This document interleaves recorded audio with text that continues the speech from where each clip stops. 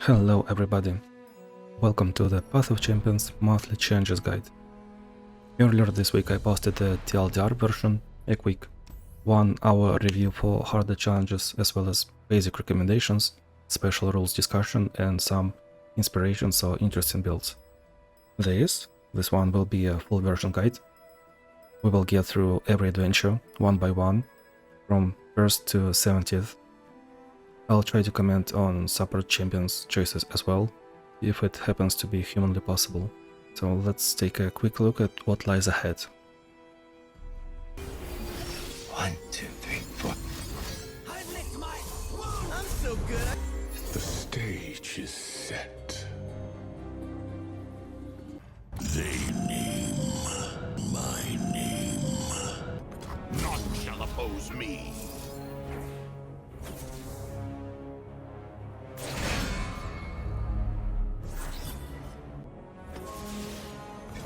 Sunlight burns in our weapons. That was hot. Feel the sun's glory. I'll handle this myself. I know how to destroy them. Fast strikes.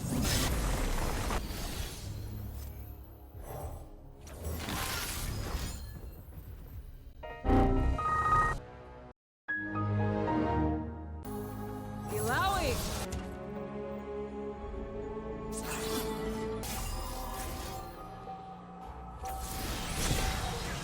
Join me in battle.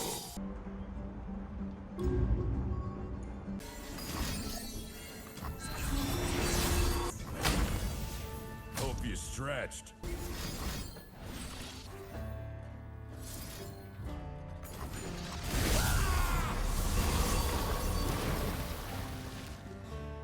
Dragon blood is Demacian heart. I confess to a weakness for both. Dragon blood is Demacian heart. I confess to a weakness for both. Bullseye! If we yordles in uniform do like a wump.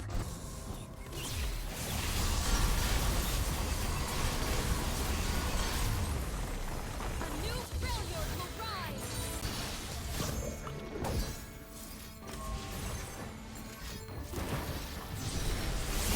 Blaze their decks with blood.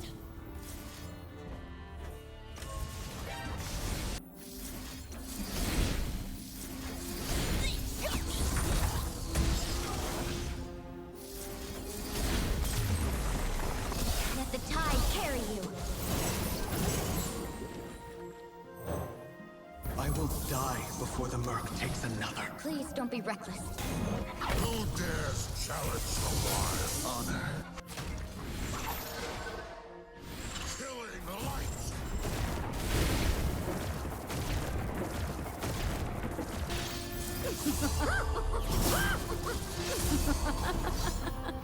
Looking for trouble?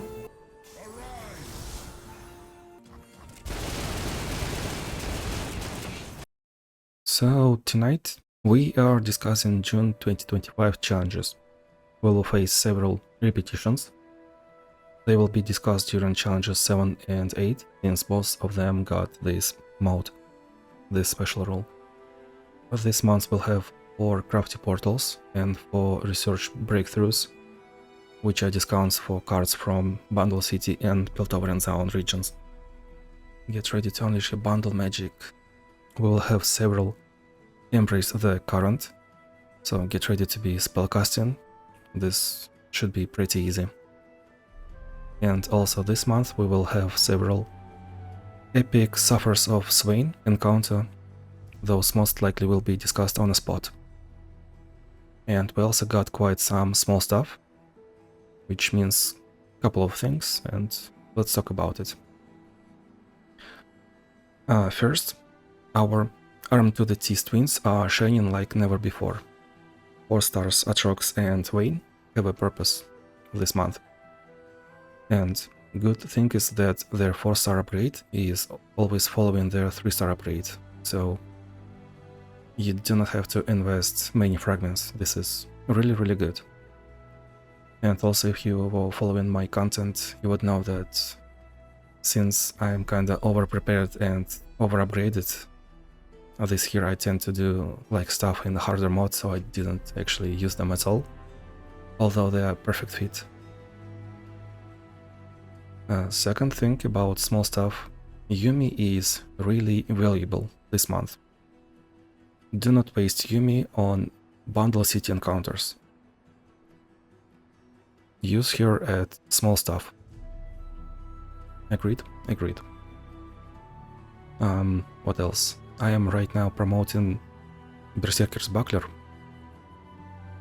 They are pretty good against beloved Ezreal, they are pretty good against Caitlyn.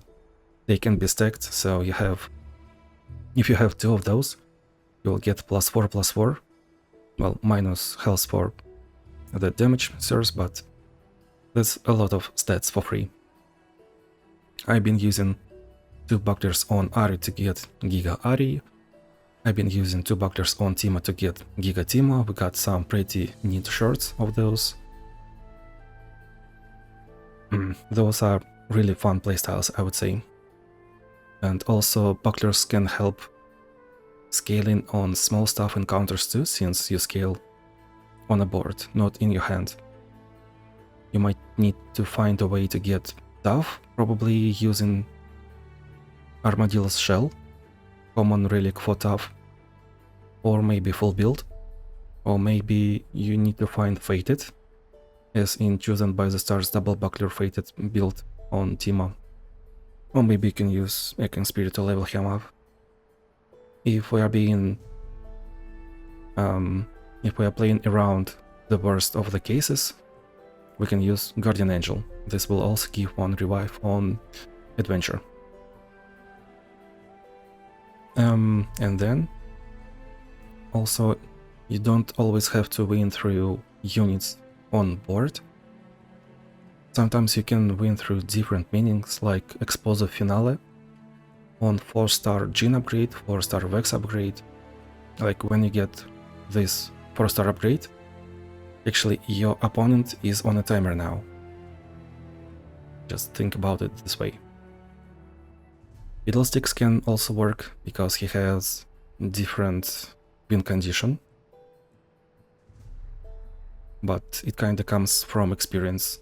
Ezreal has 50 cards in his library, and well, you know, every time new fight starts you can see me checking enemy deck for amount of cards, and this is for a reason. This is how I learned to say use Fiddlesticks against Lulu, because she has that little amount of cards, and Adoribus is painful, and this can be a good workaround.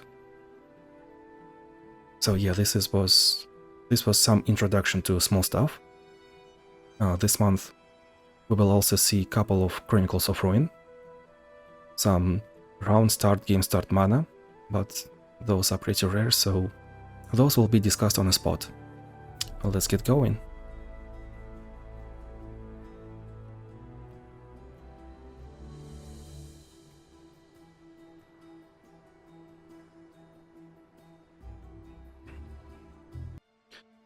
Challenge number 1. We are facing Jhin, Mountain Peak. Well, this is just a 1-star Jhin. Nothing difficult. He will start at 1 mana. We are picking Poppy. Yep. Mana deposit on Poppy. We can play Poppy round 1. And also 1 drop on Poppy gives Mana Crystal, so pretty fun choice. Mountain Peak is round end draw 1, and round start get a discount. This is basically the highest high roll that Jhin can get. Yone round 1. He's curious that Yone didn't attack right away, but then he decided to attack after all.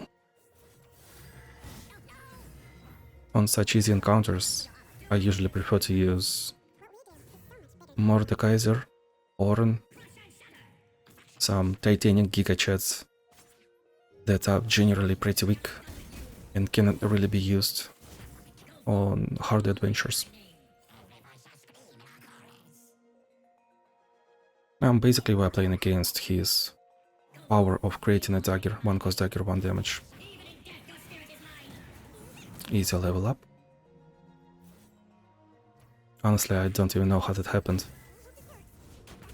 Have another poppy. This poppy is lost. Alright, challenge number 2. Magic number, Shadow Isles discount. 1 star Ash. So this month, this is the only magic number that we got. If you wanna work out something really heavy, it might be the only chance. I'm picking Trundle, I could have used more rerolls, but kinda whatever. 5 rerolls left. Magic number, you definitely should play around it. The first time I played in monthly challenges, it was actually magic number and I lost horribly twice. I used Ash myself, then I used Nyla and it was terrible. Here we are playing against rare Ash power, Frostbite unit at the beginning of every round. So we wanna go white and someone somewhat tall, preferably with some overwhelm. If our champion is our win condition and it's our highest stated unit, we might use Corrupted Star Fragments, so this can help. Challenge number 3. Talia Swain, Demacia discount. Well, speaking from my experience of this month, you can basically take any Demacian and any Demacian that is not Morgana and it will succeed. That's the main card of Lux. So there are 2 fights, which means shop is guaranteed. We can high roll in a shop. First fight, Talia, is usually the easiest fight of the game. Like, her playing a creature is such a rare case. Quite often you might see Talia playing Talia as a first creature at round 5, round 4. And we are playing around Talia, instantly leveling up, having Challenger, and doing 2/2/2 and 3 or 4 damage, whatever, on demand. That's it. Titanic Queen, yeah, why not? Why not pick Morgana? Because Morgana has her entire deck in Targon. She's the only Demacian card in her deck. And here, well, Lux got Constellation. I actually do have an idea how to play Lux later, but still, I would say that I feel like she's my weakest Demacian right now. Although I got Beast Within and she's pretty good now.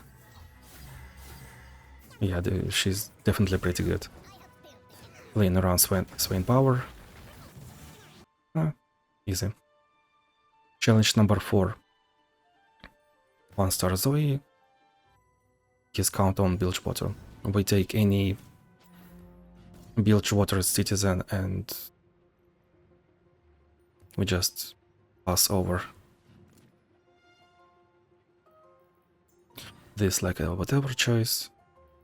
This is whatever choice too. Not really needed.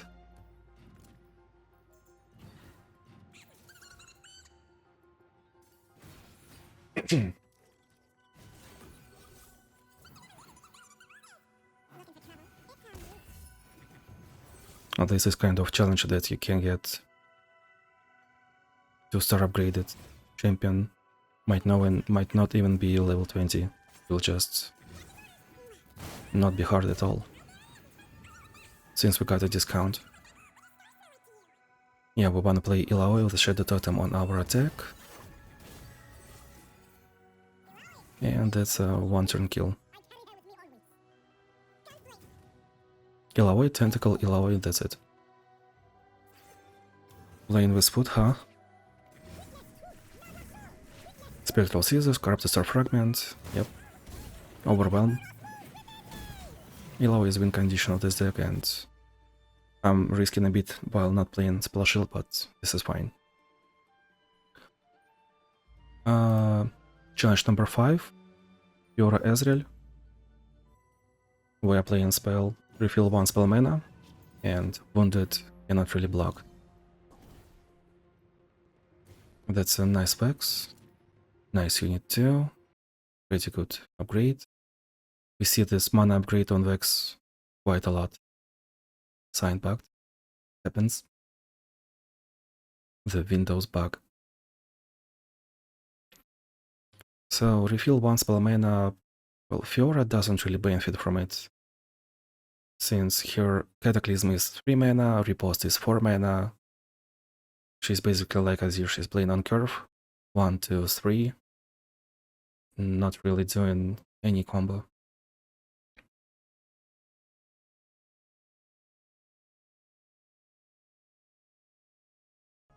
Lee Sin is kinda fun with this. Embrace the current rule, and he is okay into Fiora too, since Fiora wants to trade like, I will cut down your position, but then you... No, you're not doing anything. That was my trap card. You don't even need any epics, actually.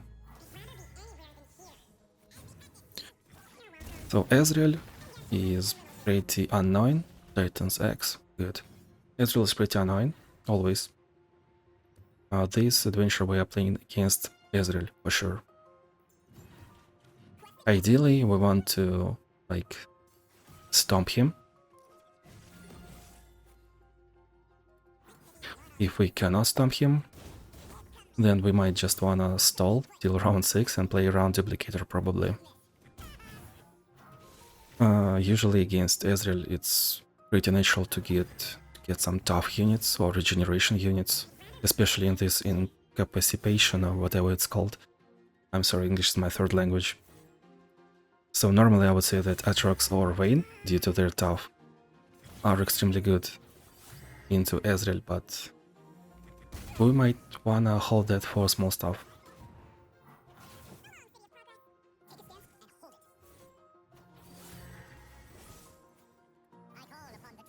So there are a lot of champions that can combo using mana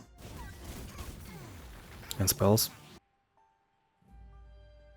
That shouldn't be a problem.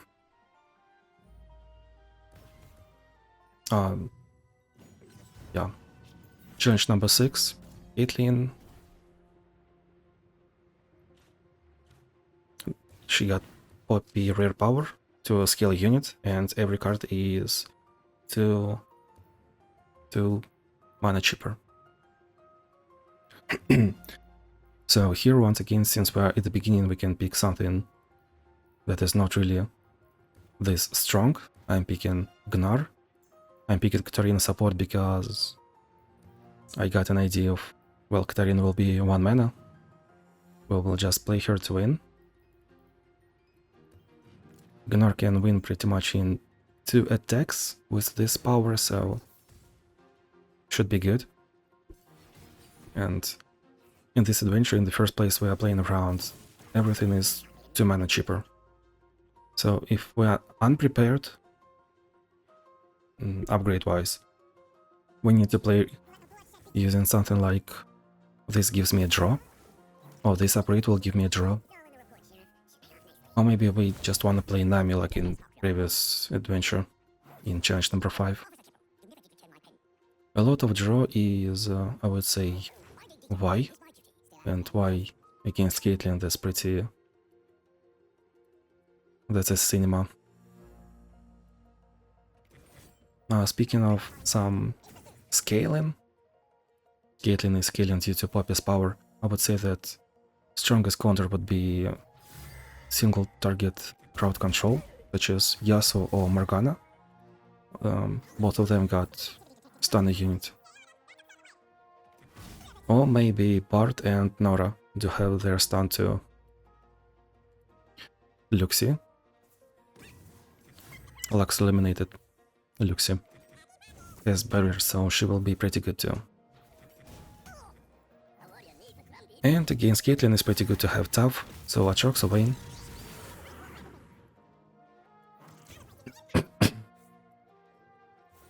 stun this, stun that, protect. Next round we will, yeah, buff Overwhelm. Spectral Scissors once again. Yep, and suddenly minus 86, minus 92, 98. Tons of damage. Challenge number 7, repetition, Sneaky Manta. Sneaky Manta is pretty annoying. Let's talk about repetition. We will talk about repetition. So this is 1-star Swain, 1-star Ashe. Next challenge is repetition 2, so we are planning to do certain combo using repetition. It's one of the most fun encounters that we can get. I would say sorcery is still a little bit better, and Chronicle of Ruin should be more fun on paper, but I really like sorcery and repetition myself. There are a lot of choices for repetition. I would say that Ambessa is pretty fun. You can target your ally and you will get 2 allies.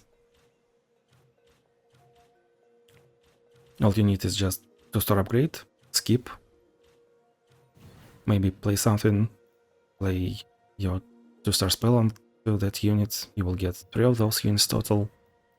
And then on attack, everyone will get +3/+3. That's a lot.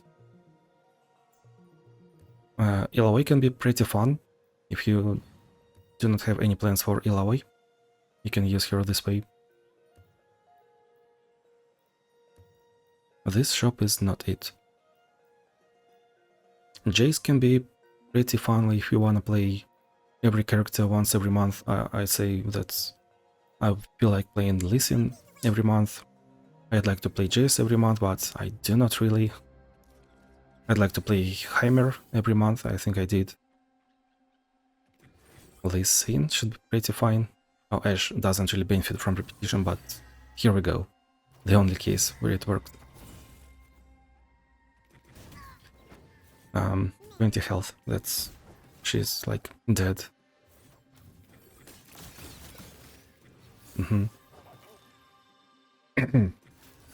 There are other choices like Tryndamere. Imagine you can get Echo Inspired Tryndamere and you play Call to Arms, you will get 2 Tryndameres. Insane. Diana can be pretty fun. You can draw a lot, you will attack a lot. Just any, if you do not have plans for any on hard adventures, you can use it. Use her here. Just 1 Dreadway Chase gun. Ideally 2, of course. And she will win instantly. Nika can be playable as if Spellslinger. Luden's Tempest, Echoing Spirit, and Dreadway Chase gun. You can play Spellcleaving Axe, Mass Overwhelm, and preferably another Echoing Spirit. Kayle should be pretty good into repetition. Your ally will get not just +3/+3, but +6/6, or +20/20, or 12/12 if you got Sacred Technique. Ornn is my usual choice. Lux is pretty good too. Just be mindful about what you are playing around, if that's the worst case. Challenge number 8, we are playing against Domination Azir. He got repetition, which doesn't really do a lot for him. Emperor's Divide will not do anything at all, but he can high roll Secret Technique Ornn probably. So Azir can high roll a certain card, and he most likely will. Spoiler alert. So this is pretty much the worst case that Azir can get. Yeah, I really want Catalyst. This is like the second reason I pick Ornn. Not just because I wanna play him every month, but not also because he's really good with repetition. Not like really good, but ally will get +5/+5 on demand. Not that bad. That's 2 soldiers, that's 4 soldiers, that's 5 soldiers, that's -30 health, just round 2. Soldiers have 1 health. This is the only thing that we are playing around. This is pretty much the only thing that we should be mindful about. And then this is solved. We can get Avalanche, we can play Jack, we can... Oh, what else? We can use Gloom, Vex, Fiddlesticks if we really want it. Here comes my molten friend. Challenge number 9, Vanguard, Caitlyn Draven. Nothing much, I would say. Naturally, Vanguard is really good for Garen and Kayn. And if you are planning everything ahead, then you might already know if you wanna use Garen or Kayn later or not. Because Garen is like above average, I would say. And Kayn is pretty much S tier for certain encounters. Like you have to plan Kayn or just feel that you wanna use Kayn with a certain purpose.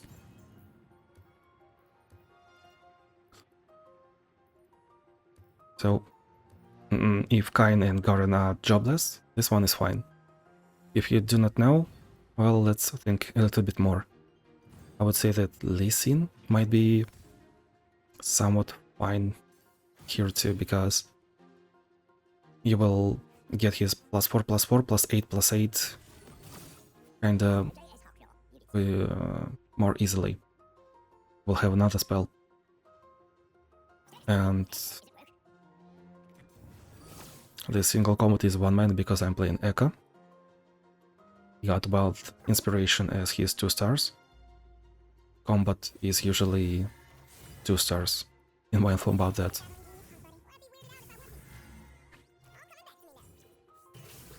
Against Caitlyn, well, she doesn't really benefit from single combat, I would say, but Draven can high roll, and we might low roll. This will lead to a bad situation. Against Caitlyn, it's generally good to have tough, or maybe some equipment, or maybe regeneration. I guess we should talk about Draven more. This month there are no, close to none, discounts for Shurima. So I would say that we might pick Kai'Sa, Nasus, maybe Talia. Oh, that's such a good upgrade. And against Draven, he is like medium stated, I would say. Kai'Sa will be higher stated. Nasus will lower enemy's attack stat, which means that we can use Vanguard in our favor, and enemy cannot really use Vanguard in their favor. This is 2-fight adventure. There will be shop. So any basically Shuriman will be good.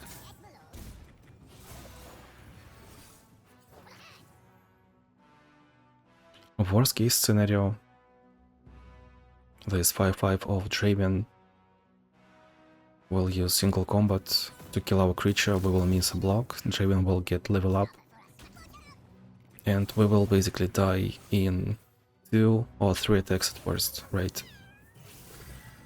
So if round 4 we're still alive, then round 5, round 6, we either kill him or he kills us. That's like probably the strategy.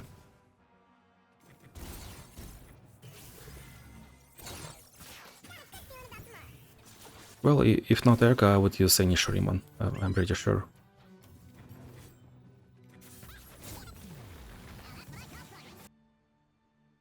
Challenge 10, Chronicle of Ruin, Sejuani, Talia. Well, basically, Talia is really easy. That special rule doesn't really do anything for them. Second special rule, Chronicle of Ruin kinda can heal up all Sejuani allies. Why are you not using Guardian Angel, by the way? A basic recommendation for Chronicle of Ruin is Guardian Angel plus something. Guardian Angel and Star Gem, 2 Star Gems, Guardian Orb, 2 Guardian Orbs, any combination of this. because your unit dies, it gets revived due to Guardian Angel, but also it gets revived due to this power. And you will have 2 of those units. That's how it is supposed to be played. I guess I'm just doing it in a harder way once again, because I can. We also picked Yasuo, probably just because he had mana deposit. Yone is pretty good too, but planning to use a 6 mana creature, really. I was a big fan of playing Talia with 2 or 3 Guardian Orbs, not gonna lie. It was one of my most fun times back in the day. Like early 2024. Jaina and Nyla were released. I leveled them within a couple of months, I think. I tried to find any solution, any purpose for Nyla, and I guess that was the one.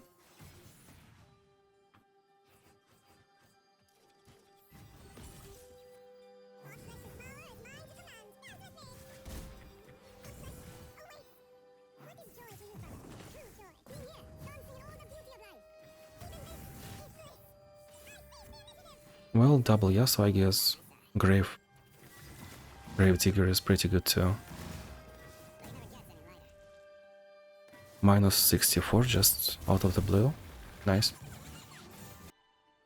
We played around Nyla's 1-star, 3-star power, and basically that's it. And that's how we won. And also we drafted mana deposit. That's it. Challenge number 11. That's a lot of text.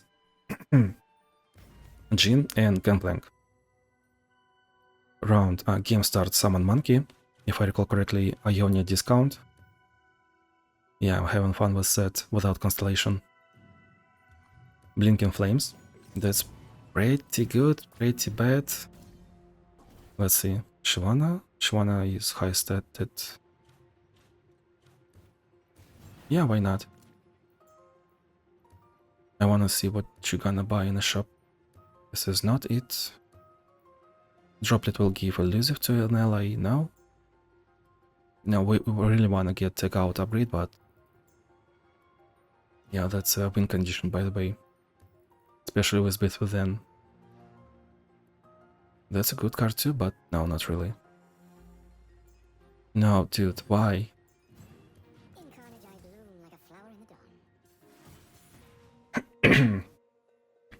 I'm really glad I found this way to play set. So basically here we are playing around either Blinking Flames or we have a discount for Ionia. It's not really necessary to play around both. It would be way too perfectionistic, I would say. For Blinking Flames, usually it's recommended to play Misfortune, Jhin, maybe Talia Kaisa if you plan to level up those 2. Gwen can be good if you know that there will be not 3 unstoppable forces and like you need some levels on Gwen. Gwen doesn't really work without levels relics. Samira team is pretty good. I didn't cut this part, interesting. Mana deposit on Shyvana, for sure. We are playing set for -4, never for a full cost. So if we wanna play around not Blinking Flames but rather Ionia discount, then we just either pick Ionian Super Champion and we do not flip some stuff in the shop, or we just pick any leveled Ionian character, honestly. Ionia is not really required this month, and Ionia is pretty specific region, I would say. Only Yasuo is that generic. On 3 stars, I would say, I mean.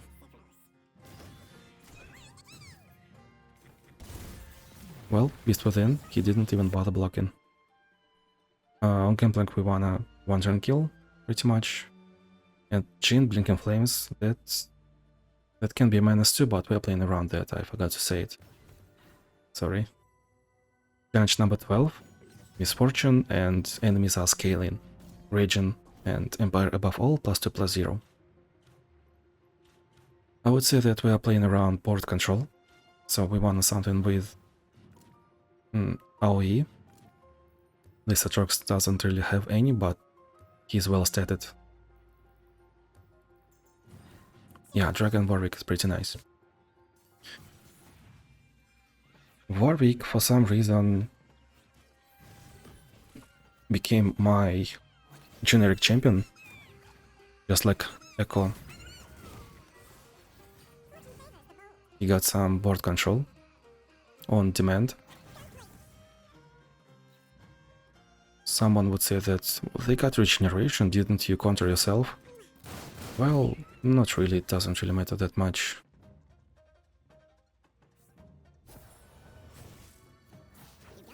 The fact that Warwick is really board control oriented is much more meaningful.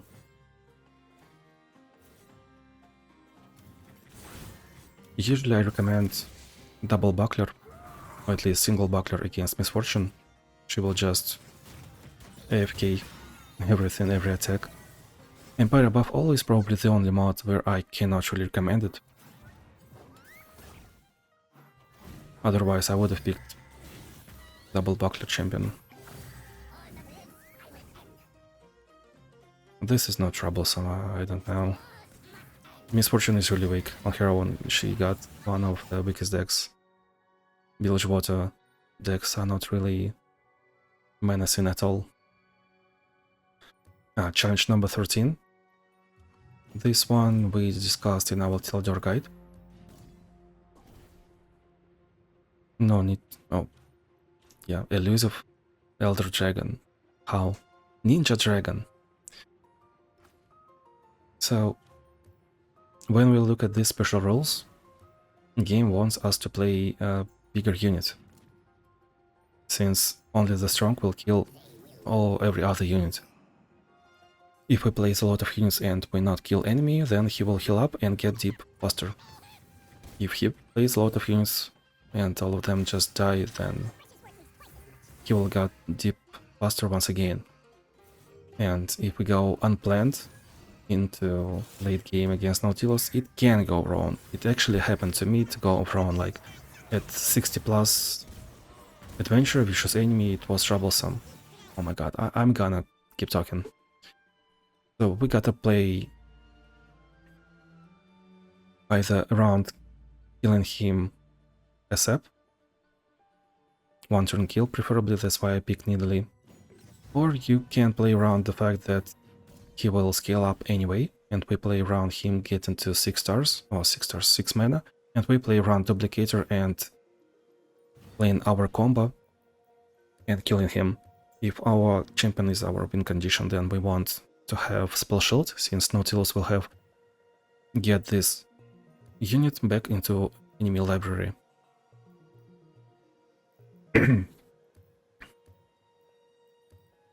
If we are not playing using Duplicator, we might want to play Level Up Rally. Yeah. Challenge number 14. Sejuani Fizz, I see. And we got Sorcery both, yeah. Beast Within, yep, that's true. For harder challenges with Sorcery, I usually take Lilia. Or maybe Nika, because she can one-shot. Since I got Cleaving X pretty early, I designed that and played it almost every month. Interesting. No, that's not a way. That's a way.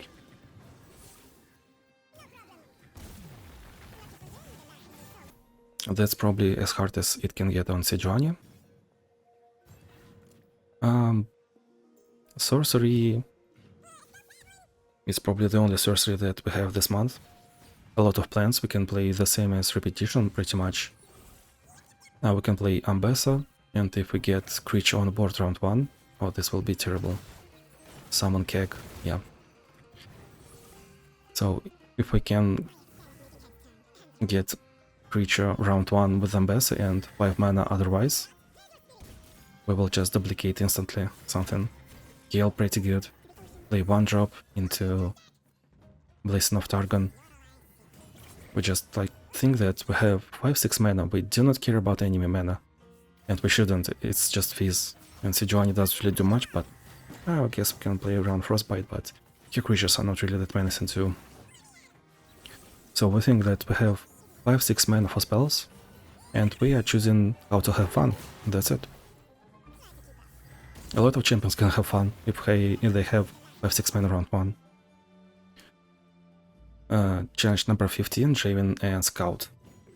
This can be bad, especially if you have first attack, if you low roll, if you do bad turn, and enemy summons unit, you do nothing, he summons Draven for free round end, then he plays another unit or 2, and he attacks, and that's like... And then with the Scout, that's minus 20, 30 on his first attack. And then he can get Midnight Raid, play that raid, and he will get attack token because unit has Scout.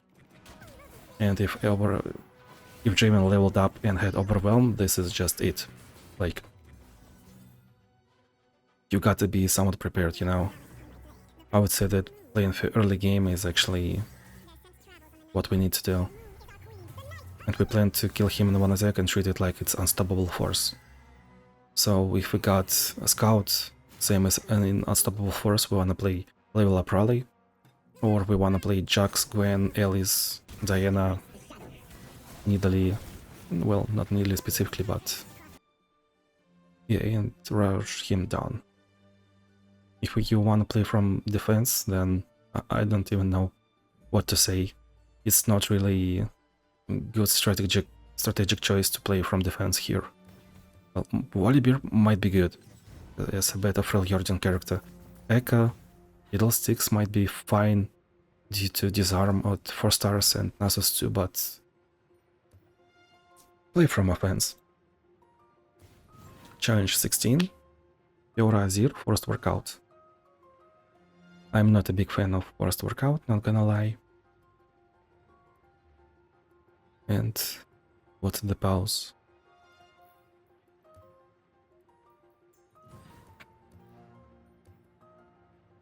So many kid chases. Mana Crystal's pretty good too. They got Deny. They can deny our... Oh, we got Epic, I see. That's the God.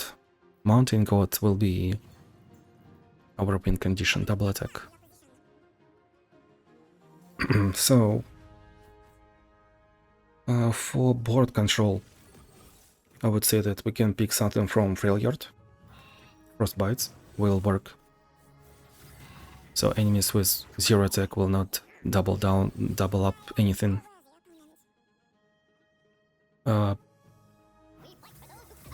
If we wanna rush them down, then obviously double attack is just best in slot. Stalker's Blade will work pretty good.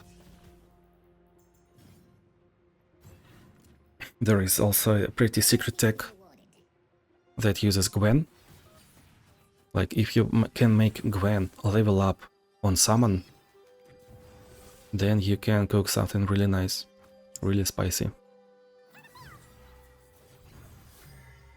And once again, if you wanna attack and win right away, you might wanna play with level up Raleigh, something like Diana, Jax, Gwen once again, Alice.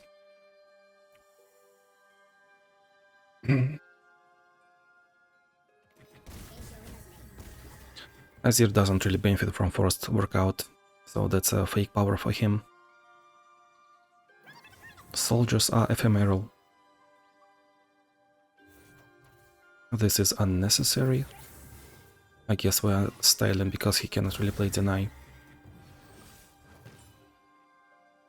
And that's his turn, really.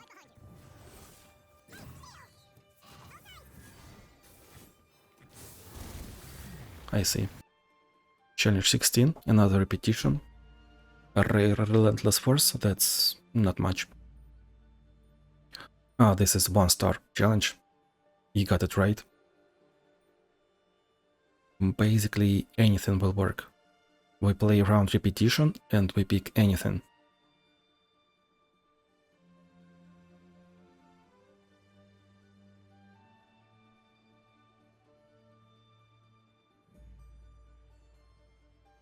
Why are we choosing for so long? Oren. I see. Yeah, that takes some patience to pick. That's a commitment.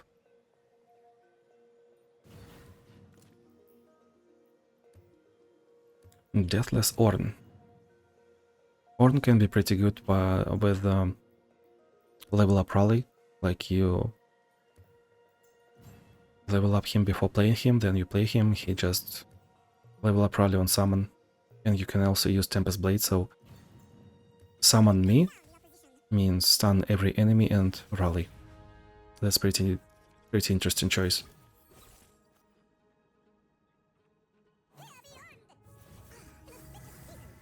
Like, look at this round 1, enemy cannot win already. Even if they got riposte for free, he will just run out of cards.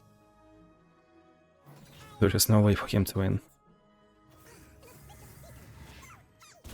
I guess since there are 2 fights, I will just repeat all the repetition choices.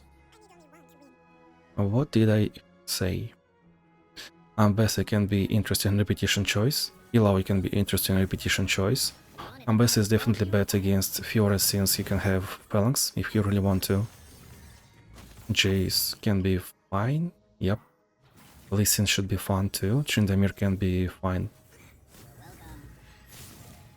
I agree. Diana got different choices, purposes. Any Nika Spellslinger, any Nika Mass Overwhelm Fell Cleaving X attack. Gale can be really good against Fiora and Caitlyn too. Like, there is no way for Fiora there. She has no removal, she has only riposte. So Gale can scale up and it will be really good. Ornn is Gale but weaker, same. Lux can be pretty good. That's it.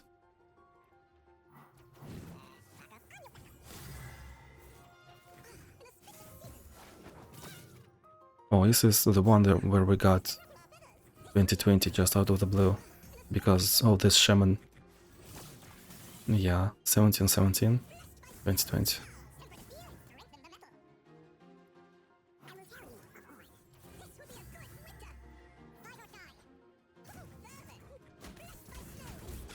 And you know, you do not really even need Secret Technique. Secret Technique gives me extra +2/+2 every round. And I would say that this is easily winnable without that +2/+2.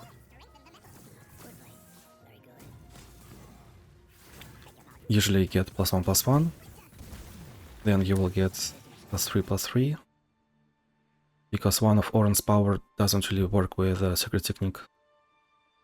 And with Secret Technique it's +5/+5. If I didn't confuse math, I think this is the way. Is Swain, and I have no idea why I picked Leona, I think. And why is our super champion Timo? I missed this. So Fizz Swain.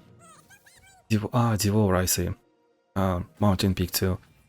So this is an interesting mod for obliterating enemy for higher stats. Leona has purpose, just like Yasuo.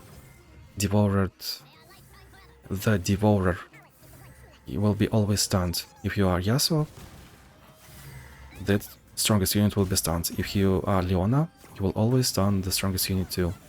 When you play 2-drop Bird, when you play 5-drop Leona, it just works like that.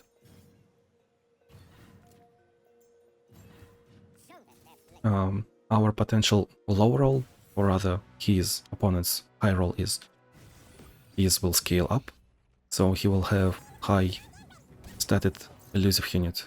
Swain will level up and skill 2. Leveled up Swain has Overwhelm.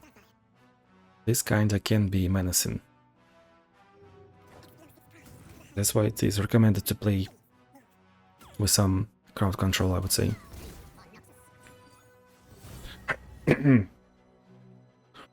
And this means that I'm looking forward to using probably Yasuo if he is undeveloped, but my Yasuo is pretty developed. He's an adult. So I'm using Yasuo on hard adventures. Leona is a great choice. Nar has stun for free basically, he generates it every round. Jhin has some stuns, and Ambessa has some stuns, you just have to mulligan for that to control board in most important moments. Yep, that's the bird.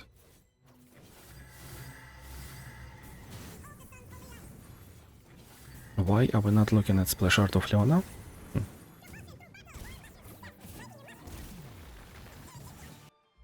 Challenge 19, embrace the shadow, embrace the current. Embrace the challenge number 19. This is just simply Darius. Challenge 19 is, number 19 is not dividable by 3, so it's supposed to be easy. He doesn't really play much spells. It means that we will be getting mana back for playing spells. He is not really supposed to be in a winning position, and therefore my preferred choice would have been either Mordekaiser or Ornn.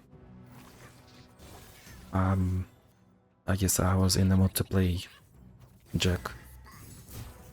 I mean, we did play Jack 3 times this month, so...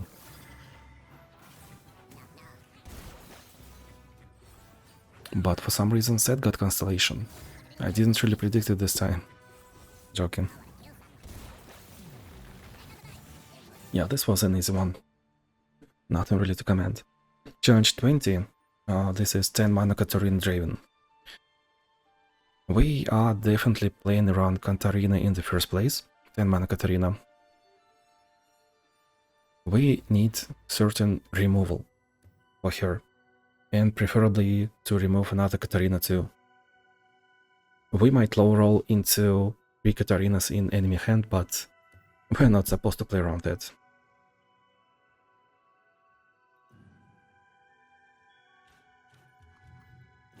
There are different ideas how to play around Katarina. Most common is Veigar. We can also use Tempest Blade. And, well, who is good with Tempest Blade?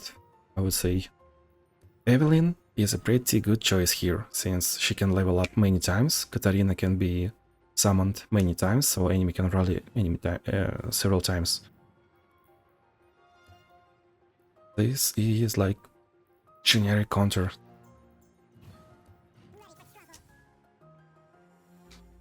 On challenge 49 I thought about playing Leona into this 10 mana Katarina with small stuff.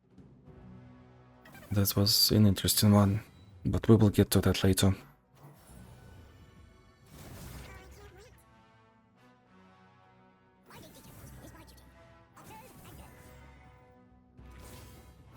Stun this, stun that. But how do you focus Katarina? You cannot? I see. Formidable was also unnecessary, right? Disciple of Shadows and Formidable. Because why? Remove this, remove that.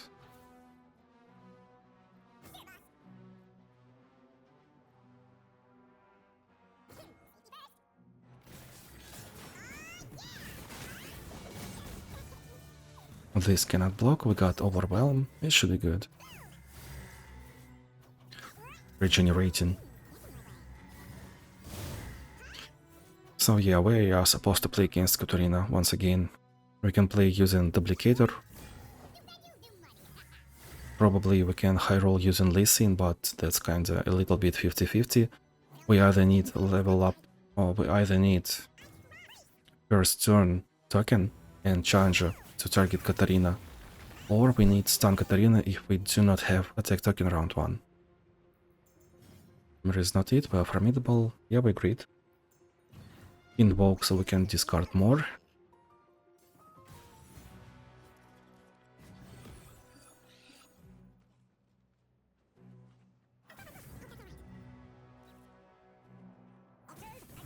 That's a stun.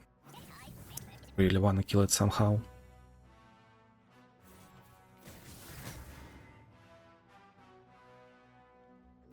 It's just 2 damage, yep.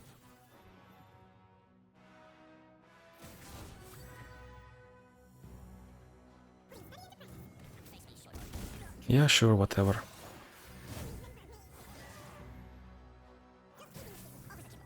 Red as her lips. I would say that there is a bad choice, like Tahm Kench against Katarina is not that great.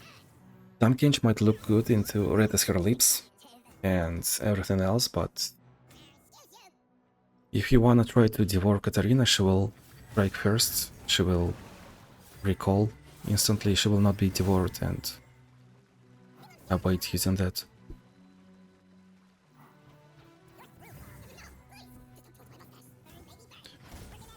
Imagine if we had a real weapon, just duplicator, that would have been better.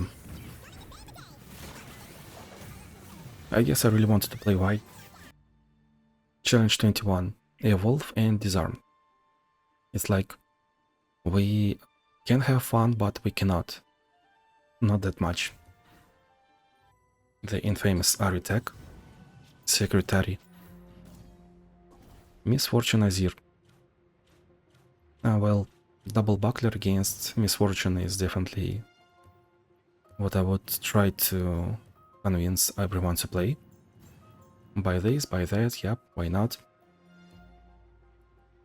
We can also try to have fun using Formidable, Strengths of Stone, since Disarmed will be... I mean, Disarmed will not be an issue, so you can if you want to, but there is no need. Skip. Cool. This is the most meat as it can get of a challenge.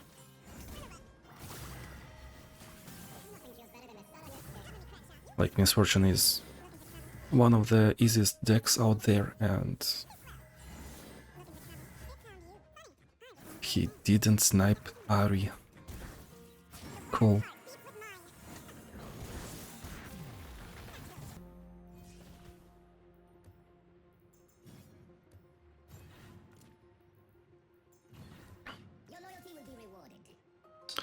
What else can be useful here? I guess Azir and Misfortune got something in common. They wanna be tempo warriors, they wanna rush down. So we're playing against like early game aggressive decks. We wanna play something with early defense or early aggression. We wanna have tough. Maybe on our units, maybe on our Nexus, we can play Disarmed Nora Nasus, we can play Nora to use her to evolve quickly. We might actually want to play Morgana to survive early game. We might want to play Tahm Kench because he's pretty good against Misfortune, and this Azir is not really that menacing just yet, so he will have time to scale up. And also we got a little bit high roll at shop, but it will be good. Challenge 22. Shadow Isles discount. Enemy got 2/1 for units. Basically, we're using any Shadow Isles unit.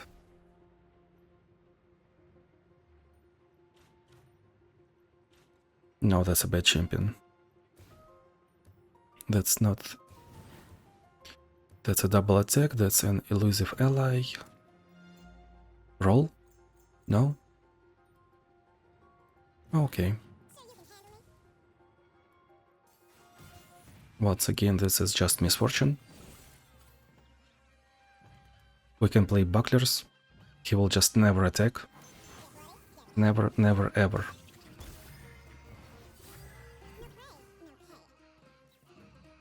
I would say that if I was speedrunning, but I was playing on day one, of course I was kinda speedrunning, but if I had to be as fast as I can, I would have thought about picking Alice, since Alice is usually jobless in my situation.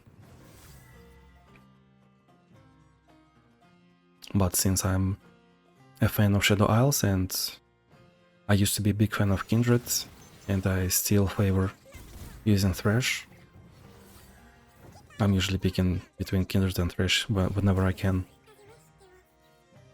Well, now this misfortune is not scared of anything, she's attacking. But the thing is, she got 3 cards, and all of them are pretty much low-cost drops, just easy creatures. Mosquito. Hoppa. No? Unlucky. Challenge 23. Another misfortune, huh? Yasuo misfortune. Demon Strider's Shuriman discount. Age of Conquest, well, that's kind of whatever. We are choosing between any Shuriman. I would say that Kai'Sa greater than Talia, greater than Nasus, and once again, I chose the latter. The most... well, that's Ascended. You gotta pick that. Yep, I'm using very fun Nasus build, and this is just fun per hour. If you know me, you know me. I'm doing fun per hour tactics.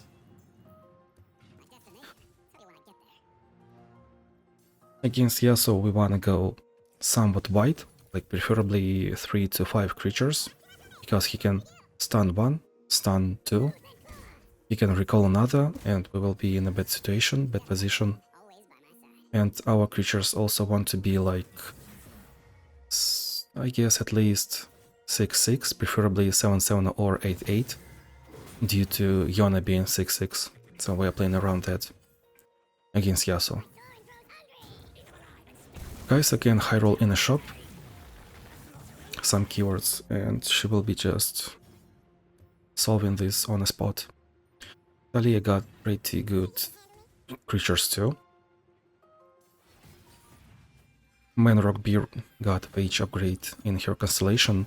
If you got that, she's extremely strong. Nasus, well, I'm playing Nasus just because I can play Nasus and I want to play Nasus. I want to play that Oath of Guardians and see big stats. Like, look at him. 3 mana 10-10, 2 mana 10-10. And he kills it. And Caitlyn is 16-16 out of the blue, 2020. And Nasus levels up. And imagine if we got Renekton when he levels up. I'm sorry. Enemy didn't even block. Level 24. We discussed this in our TLDR guide. This is one fight, Viega, Mortal Marks, Epic Mortal Marks, non-legendary, which means that any player's unit will be at 1 health.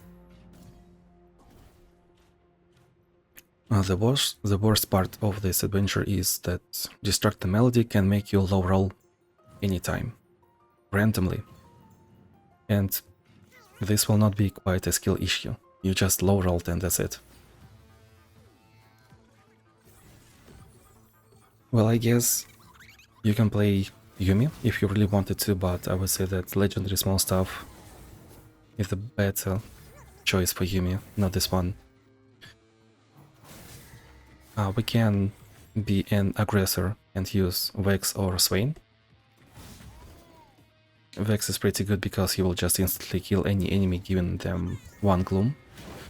Swain means that if he is unupgraded, he is like a bit weaker and his early powers are just enough for winning in Epic Mortal Marks. Why? Why am I picking Y? I mean, she's kinda hard mod, and I saw Jinx and I wanted to play Y into Jinx, I guess. My idea was that I'm drawing a card. My creature gets plus health, plus 2 health every time I draw a card, and Y is known for drawing a lot. Beautiful.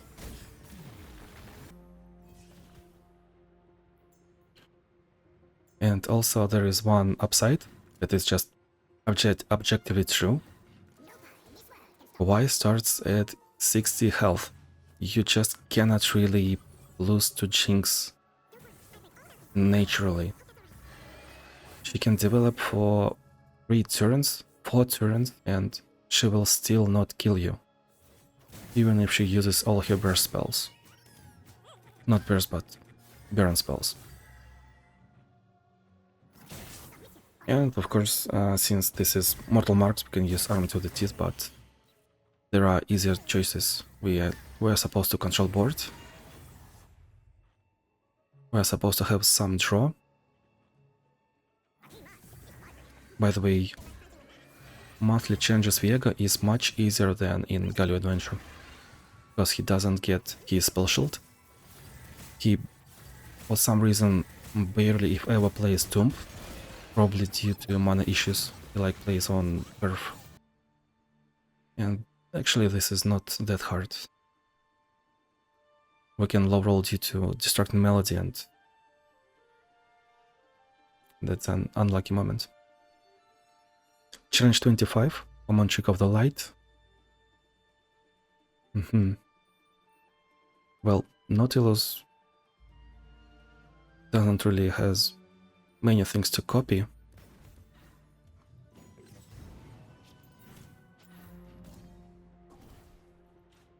Before he levels up. His mechanic is toss unit. He will toss a sea monster. Then, at round 5, round 6, round 7, he will play Nautilus. He will get sea monsters back. He will get some in his hand, and they will be discounted. So he can play sea monsters that were created by his level up at a faster manner. If you cannot kill Mirror Mage within 5 turns, then this is troublesome, but she's at 7 health, you got 5 turns. You got a lot of things to do, a lot of choices. My most preferred choice would have been Giga Timo. That's when you play Timo, you got 2 Berserker's Bucklers, and you can play either Icon Spirit or Chosen by the Stars. Icon Spirit is good here because we got Mirror Mage, and Icon Spirit means our cards are created. Timo as a champion will not be created, but Hell will be. And then we will shot Timo for a lot of stats. Kale can be pretty good with Trick of the Light.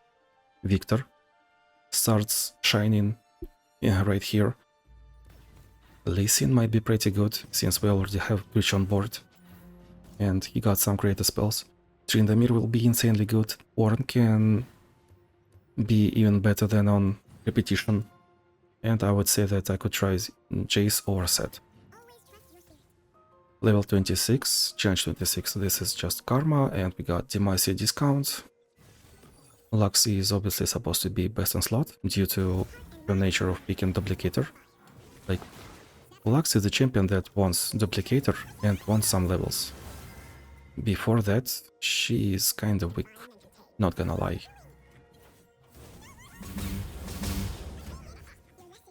Against Karma, we play using Duplicator, and we wanna some spell protection like Spell Shield on our carry, or Black Shield preferably, because she can high roll something disgusting. That's it. Challenge 27. Nautilus discount on Ion. Nautilus Gambling, Ionic discount. That's why we picked Set. Quick Strike.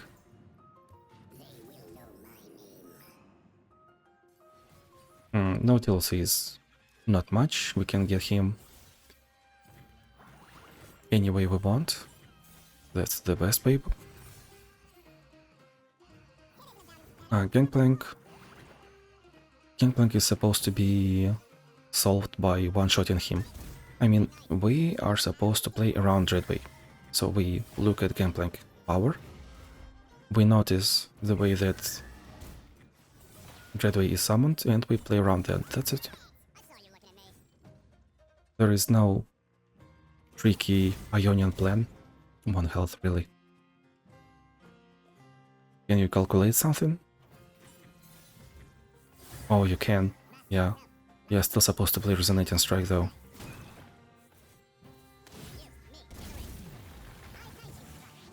Last month there was similar Nautilus and I used Ornn, I'm pretty sure. Lee Sin got -2. He's Ionian, so we will get -1 and... Oh, that's cool. 6-8, round 1. Yeah, that's nice. We are playing champions now. Cool.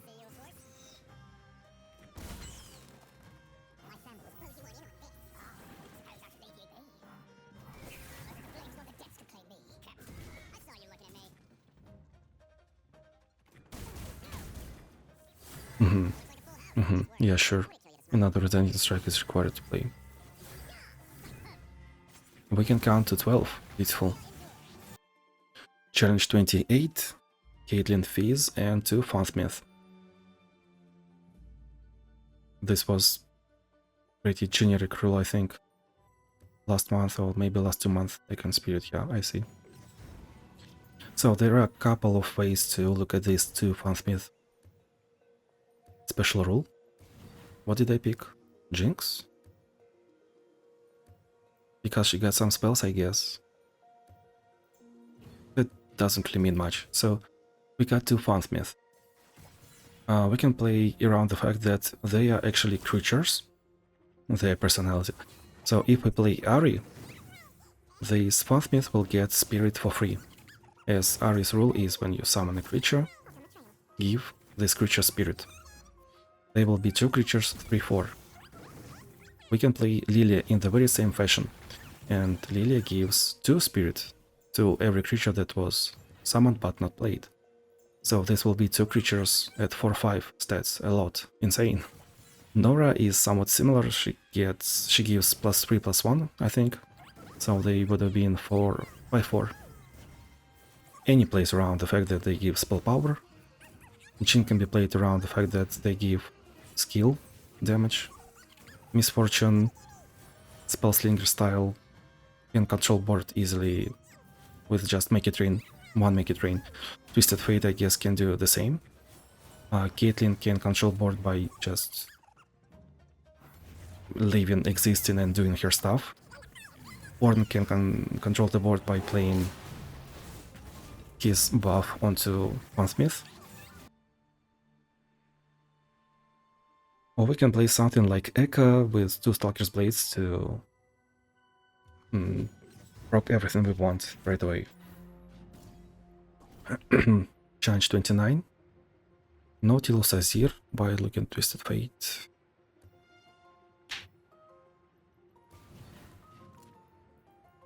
We are playing Master Yi, I see. So spells cost -1. Everyone has Spell Shield. This is where we are supposed to play around Spell Shield, and we have to play around board control through unit stats. Ideally,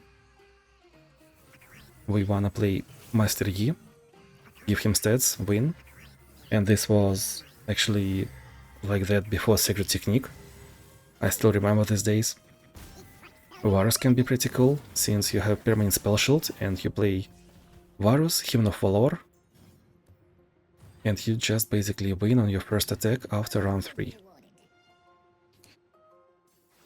This kinda old school one-turn kill.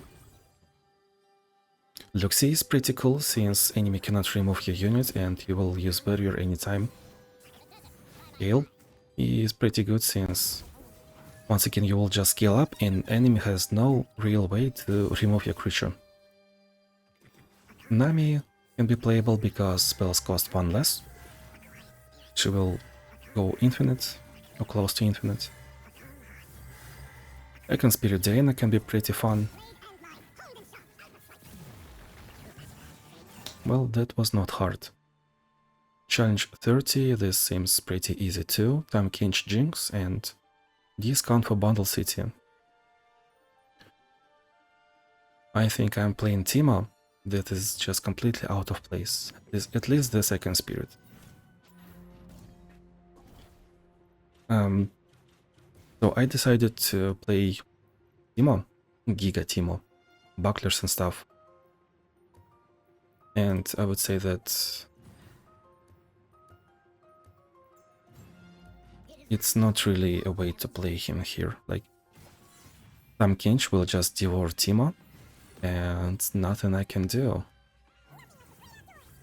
And I didn't even really buy an upgrade for stress defense. Icon Spirit means that we can level up pretty early. And if we get Dart, but we didn't get Dart, this is unlucky, dude. So on Tam Kinch we're playing around Tam Kinch's Devour. On Jinx we're playing around massive AoE of Jinx. I guess I'm playing around Jinx AoE by playing bucklers, but on Tam Kinch this can't possibly go wrong. Luckily he doesn't really have Manaflow or something, otherwise it probably would have been bad.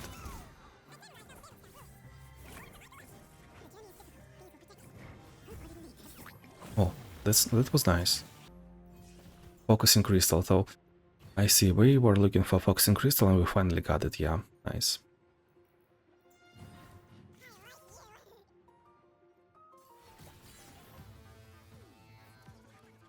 I don't know, probably if I didn't have any plans for Vex, I would have played Vex here. Vex is kinda good against Jinx with her massive 1 damage spell, kill 3. Vex is not that bad against Tam Kinch, since Tam Kinch actually heals up, but he cannot really heal Gloom. And that's an interesting way to play around Tam Kinch. Nora on 3 stars probably should be feeling really good here since we got Bundle City discount. Bart seems to be a pretty good choice, by the way. He will scale up quicker and Tam Kinch cannot really devour scaled Bart's units. You might high roll lifesteal and just get through that wall easily. Challenge 31, Jinx Yasuo, Noxin might do. And we also got Bundle Tree, right? That's a cool Kaisa, yeah.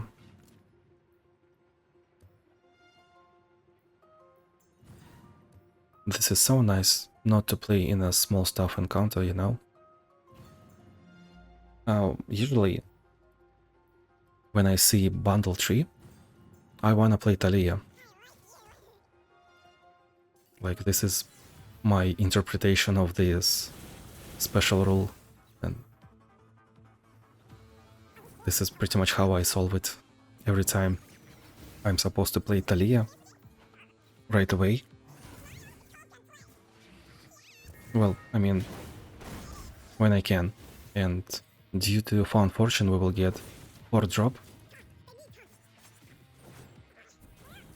and we will kill our tree and summon Rock Beer, which means that we kill 2 birds with 1 stone. Generic variant against such type of Jinx is Atrox.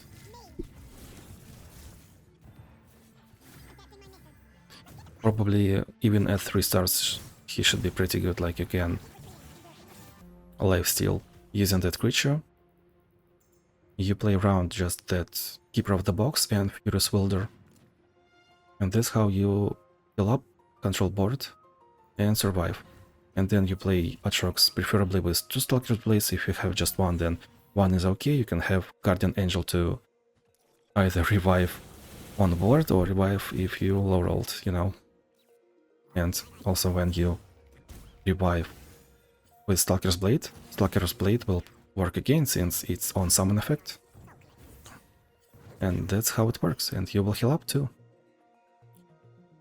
If you leveled up Jhin might be somewhat okay here. He will control Noxian buffed units using his stuns in the most crucial moments. And his foster upgrade is pretty good too. I guess Tahm can be pretty good against Jinx and early Yasuo, since Yasuo will deal 2 damage with his power and your units will just scale. Warwick might be good, and pay attention to shop, just gotta not be autopiloting. That's how it's solved. Challenge 32.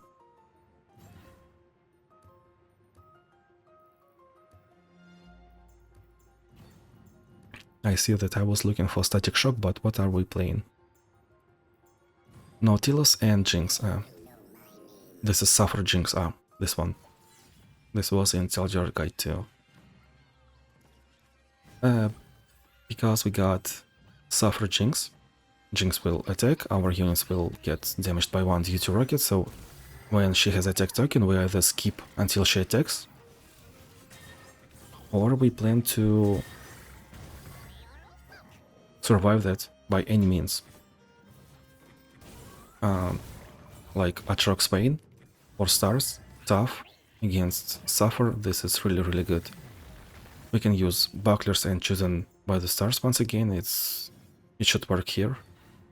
Like, I was meant to play Giga Team here, I'm pretty sure. And we got Battle City discount too. Kayn should be a pretty good choice here. Kayn is good into Suffer. Kayn outscales Nautilus.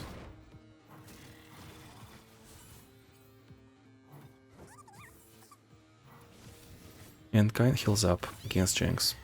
I mean as a Nexus, not as a creature. As creature, yeah, of course. I think I could try Viega too, probably.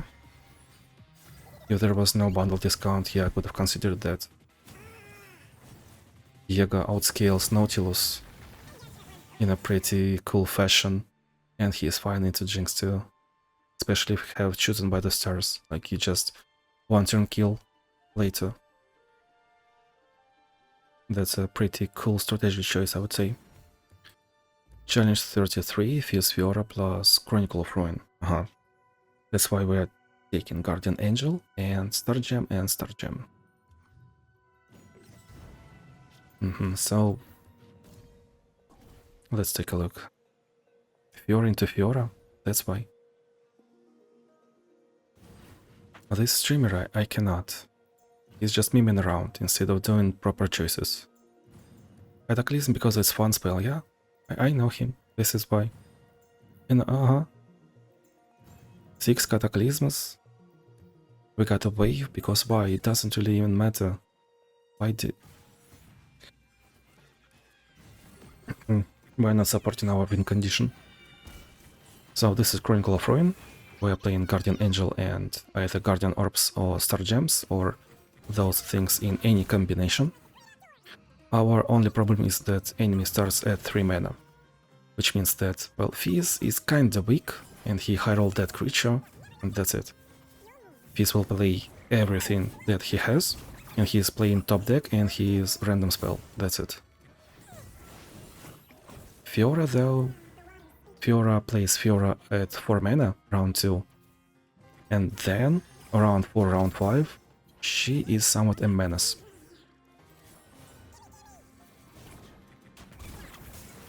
That's like the only thing that we should be mindful about. That's a lot of stats, I agree. That guarantees Timo. We do not have Echo Spirit, that's pretty good choice too. You should have had. I guess we are looking for Fiora anyway. Pretty cool thing that with the Star Gems we can pick any support champion, because Star Gem gives discount for support champion, and like turn 3 we can play Elder Dragon. That's the most neat part. That's also why I'm playing Elder Dragon in my fashion that I do. I play Star Gem, Oath of Guardians, and Fun Fortune. If you see that, you know what I mean. Playing Elder Dragon into Volibear into whatever high roll 2. Yeah man, that's pretty nice. Challenge 34. Jinx Morgana. Jinx Draven and we pick Morgana, I mean. We got discount for Morgana. Twice. Beautiful. Celestial Guidance is a discount for target cards. Well, the thing is, currently, and I guess forever, any target champion will outscale this encounter, so the only thing that we are playing around is burn spells of Jinx. Outlook I see. I picked probably a pretty bad support. It's a 2-fight adventure, so we are supposed to reroll in a shop. But once again, due to the fact that any Targonian can actually outscale this adventure of Jinx and Draven, or Cleaver,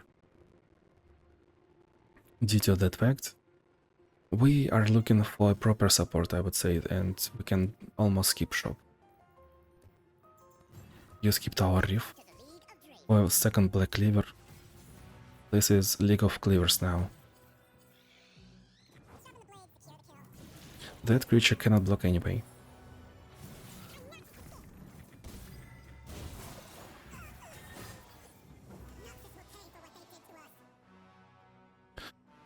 When we are playing Morgana against Raven, you really have to be mindful about that Midnight Raid creature.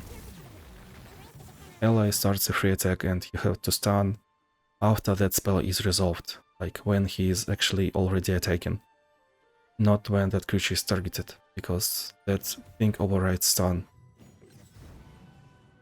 Challenge 35, Karma Fizz, Unstoppable Force. Because this is Karma... Wait. No, this is double attack. Yeah, I know. We want something cool. Do not pick...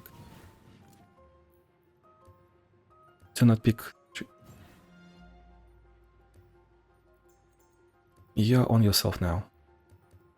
No, do not pick that.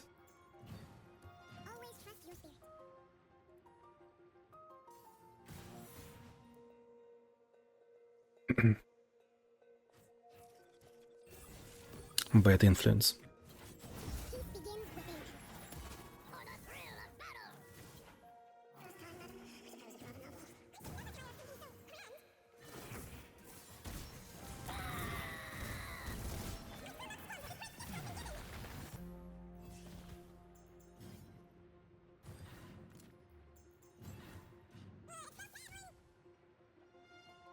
So this is Unstoppable Force encounter, and we do not play for defense, we only play for attack. We're supposed to play something that can kill an enemy within 2 attacks, preferably. If we cannot really kill in 2 attacks, that's on you, that's a skill issue, basically.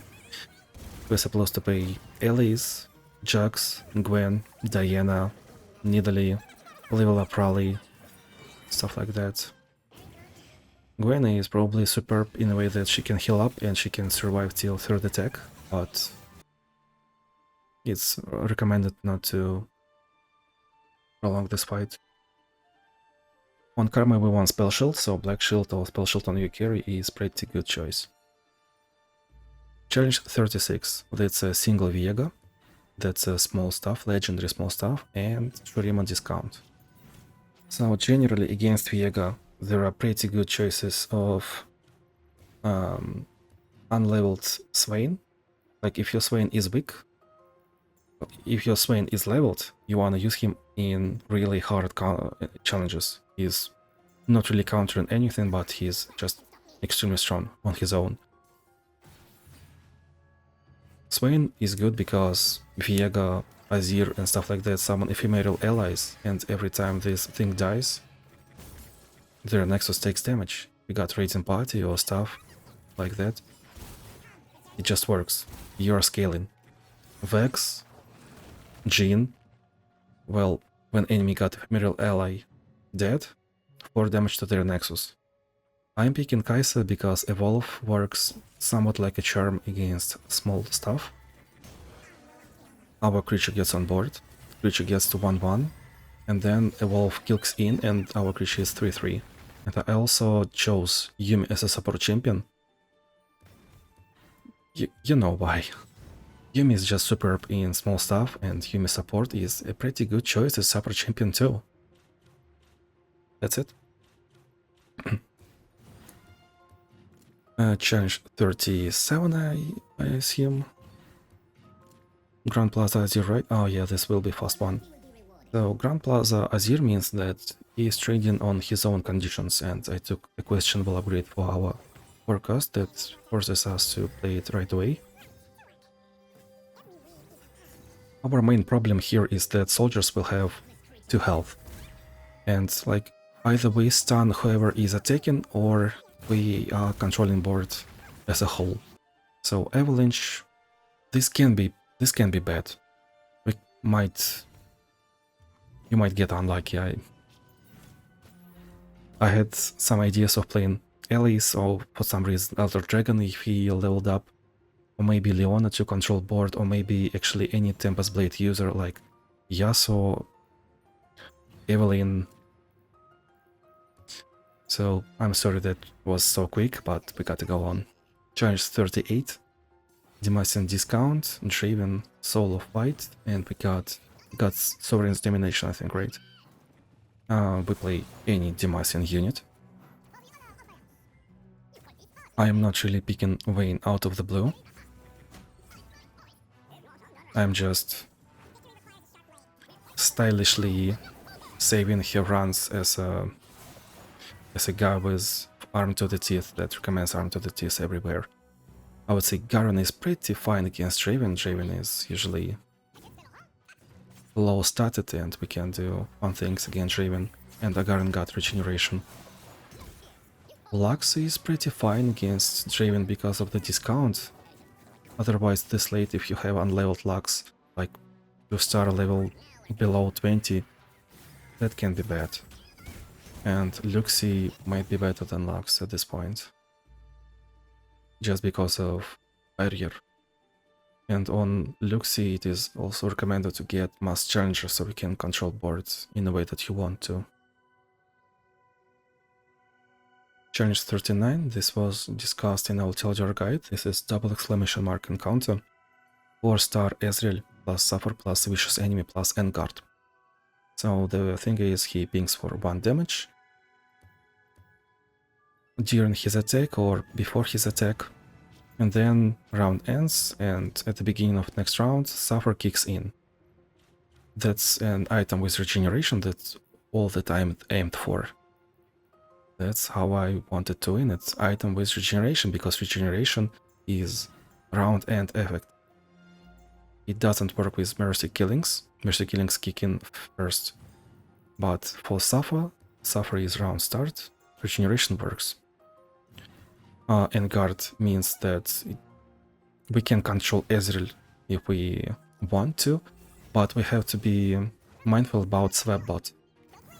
Like Suffer means make this 1 unit big. But Ezreal has swap bot once, twice. That can be a menace if you are not prepared, and even if you are, he has 50 health, you can low roll, he will just, like, you lost tempo once, and he lost by 1 attack. That will be heartbreaking, I know. That happened to me being there, yeah. Due to him pinging us every round, I would say that it feels like you wanna heal up, and some certain choices can feel like they are good, but they are not really. I mean, Morgana's curses are not it. That was a nice sacrifice, actually. Morgana's curses will cost 1 on Ezreal every time, so it's not good to pick Ezreal Morgana into Ezreal. That's a second swap bot. That's a 4 on the pure animal, and we have find a way. We have to find a way to solve it. Beautiful, well done. So against Ezreal, my comfort choice is always Kayn, just because he heals up on his own. He heals up Nexus on his own too. We just gotta find Kayn, and I'm playing Kayn on 9 mana, imagine that. There are either other choices to pick from. You can either pick Action or Ambessa, because they scale during fight and Swapbot doesn't really counter them right away. So you plan to attack, you place Action first, other units then, after him, and action attacks, everyone gets plus stats. If you have Mass Overwhelm or Beast Within, beautiful. Ambessa, pretty much the same, you attack, everyone scales. And also Mass Spell Shield is pretty good against Ezreal because he has 1 mana stun too.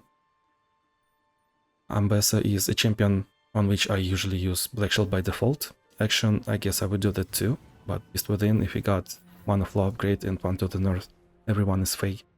That's pretty good too.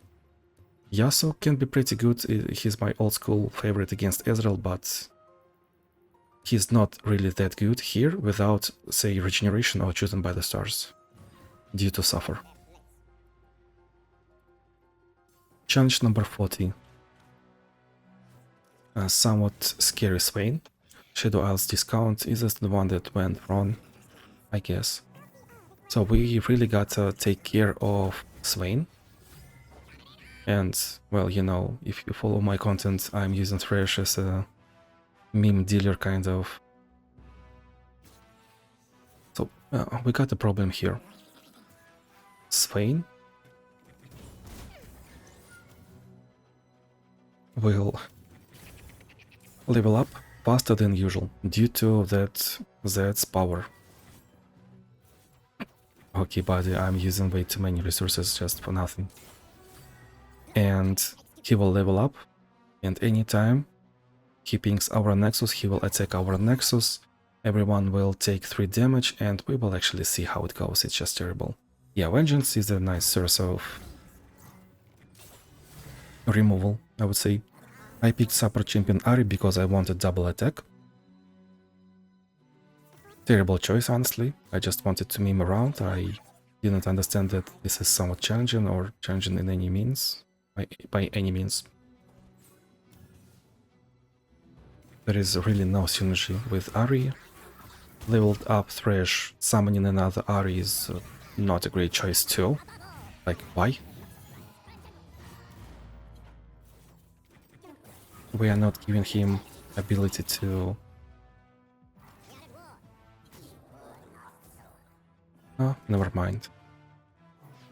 And he strikes our Nexus and everyone dies and everyone is stunned and we cannot do anything.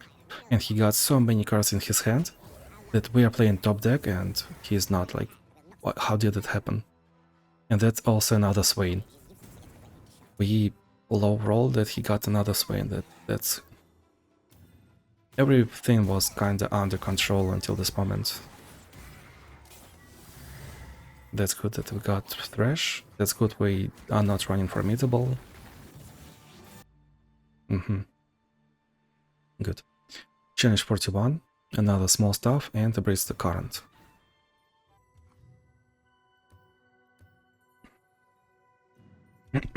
So, against small stuff Jinx,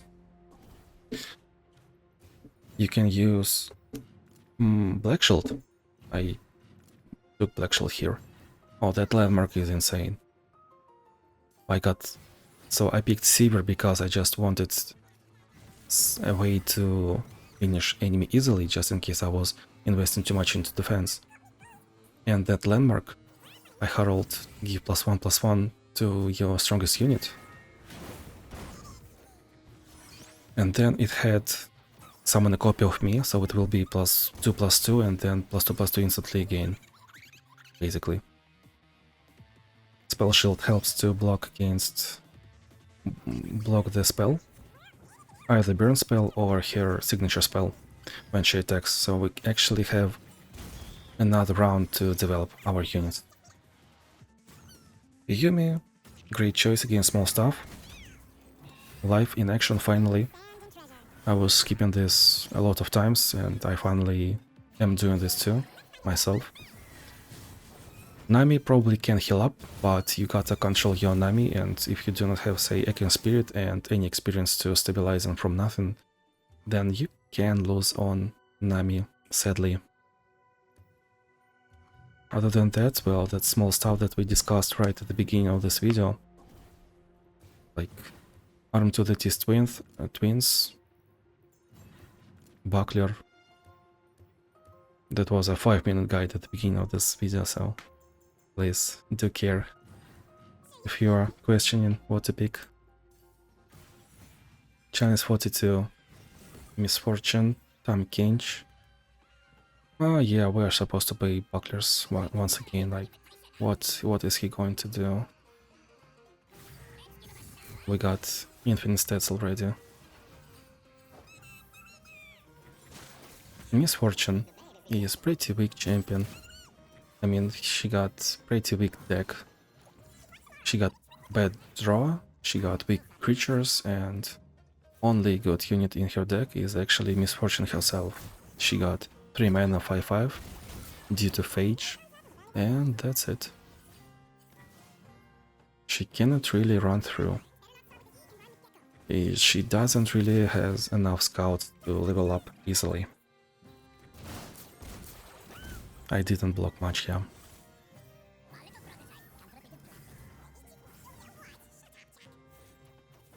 You're playing with food now. Can you just attack, buddy? And we also had another round, yeah, that was fun. Oh, Tamkinch was my idea, not an encounter, I see. So Tamkinch would have been good here too, yeah. Bilge Water, and yeah. Challenge 43, Caitlyn Z. Discount for Piltover and Zone. I mean, even without discount, I would have picked Caitlyn here. It's just, I learned that I wanna pick. Please do. Playing Caitlyn into Z is one of my signature things, I guess. Caitlyn got board control on almost demand. All you need is Guardian Angel, Stalker's Blade, and draw Caitlyn after all. That's why I'm using Ekin Spirit. And, you know, she can be a spellcaster in a repetition too if it's a really bad encounter. There was just no sorcery repetition encounters that were worthy this Caitlyn this year. Maybe just one, and that's it. That's why I keep forgetting to name this build. So against Caitlyn, you are playing around good early game. Just 2-3 rounds and that's it.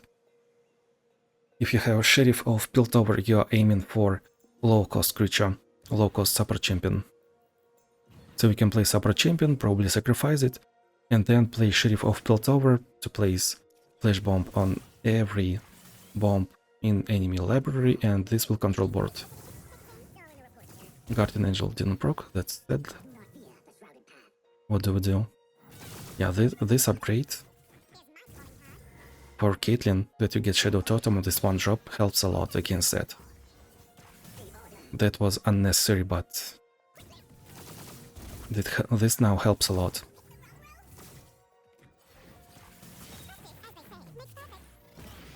Your Peacemaker is fast speed, so you can counter this spell if you really wanted to.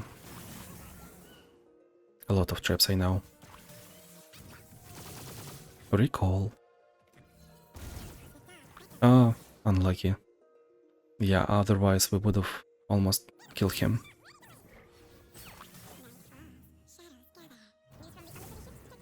Another recall. Yeah, sure, buddy. And Stalker's Blade.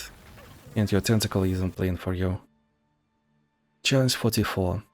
Small Staff Caitlyn and Guard. This is a pretty generic Caitlyn, I would say. Do not pick Nyla. Why do I always get Nyla into Caitlyn? Like, Nyla's specific signature thingy is draw a lot, get slipstream, and Caitlyn wants you to draw a lot. And I always fall into the trap. So, and guard means that some 4-star upgrades are really valuable, like 4-star Yumi is Phalanx, 4-star Ambessa is Phalanx, and 4-star Leona is Phalanx. And actually Yumi skills on board, due to Fated at 3 stars, Leona just scales every round, and Ambessa scales during attack. I am kinda a fan of Leona into small stuff. A small... Whoa, whoa, whoa, whoa. That's a cool one. That's a nice trick you got there, buddy. So I'm kinda into playing Leona into small stuff as a hard mode challenge. Yeah, that's now my feature. Ambessa 4-star Phalanx. Ambessa's deck is kinda mid-rangey, so if you had Found Fortune, that can work. If you got, I don't know, Archangel stuff for fun, this can work. If you got Plunder, Play Me for less cost, I don't know how you got it, but this can work, but Ambessa is probably the worst out of the 3. Gale, Yumi 4-star is the best pick, Yumi 3 stars is somewhat good. Gale with Epic at 3 stars should work, I guess.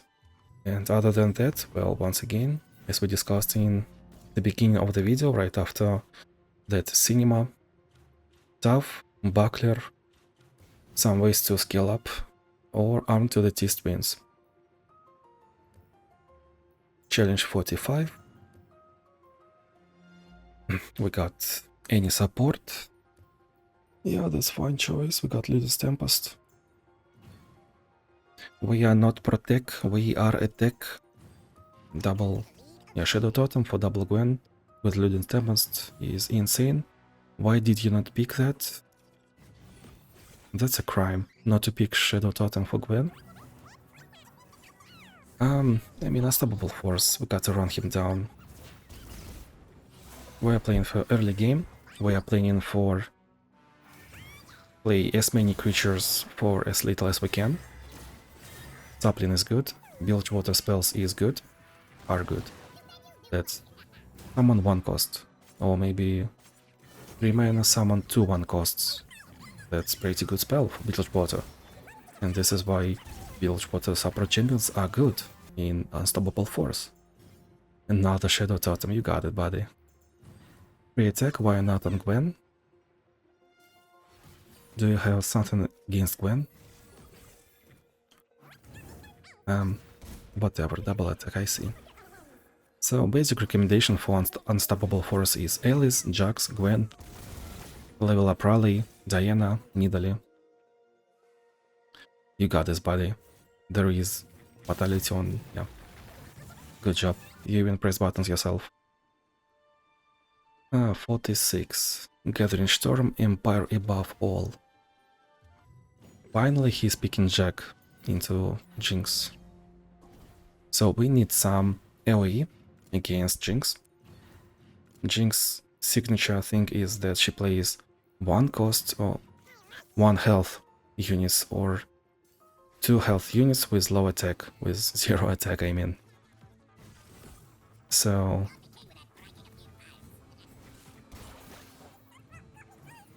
Jack seems to be pretty good here. Yeah, we lost some health, and she is scaling, but Empire buff all is not really Demacian Might too, so we can't even meme around like that. Are you playing with food? Are you playing with food? Are you playing with food? That was an elusive and end round is suggested. This guy got balls of steel. I cannot. Why did you wait? Avalanche, Caitlyn, Fiddlesticks, Misfortune, Warwick Swain, maybe Twisted Fate against Challenge 46. And now we go on. Challenge 47. Victor, spells cost 2 less, creatures cost 1 more. Tryndamere is pretty good choice. I regret not picking him last month or 2 months before, I not really recall where. I was supposed to pick him at least twice and I didn't, I forgot. This will be a Titanic Mole, Anivia, yeah, that was in the shorts. So, what do we have? Spells cost 2 less, creatures cost 1 more. There is a good plan, an interesting plan, not really good one. To play something like, probably on Champion's Plunder I cost 2 less, or maybe Grand General's counter plan that can produce some board control, board units basically. So I would say that Nora with Grand General's counter plan is an interesting idea. And all in all, you do not really want to play champions that cost more than 3 by default. They will cost 4, and playing a 5 cost champion is already feel bad, man. Other than this, I would probably play Nico, because she has that power to play a creature almost for free for 2 less. Master Yi is pretty good, and Ari should be pretty good too. Challenge 48. This is an interesting one. Double exclamation mark. And I'm picking Volibear. Yep, we know that this is serious when I pick Volibear. Jinx Yasuo. Vicious enemy, Adorable's power overwhelming. We got Big Kale to heal up, but you need to find a way to make the units Titanic, I guess. Kale is Titanic now, oh, okay.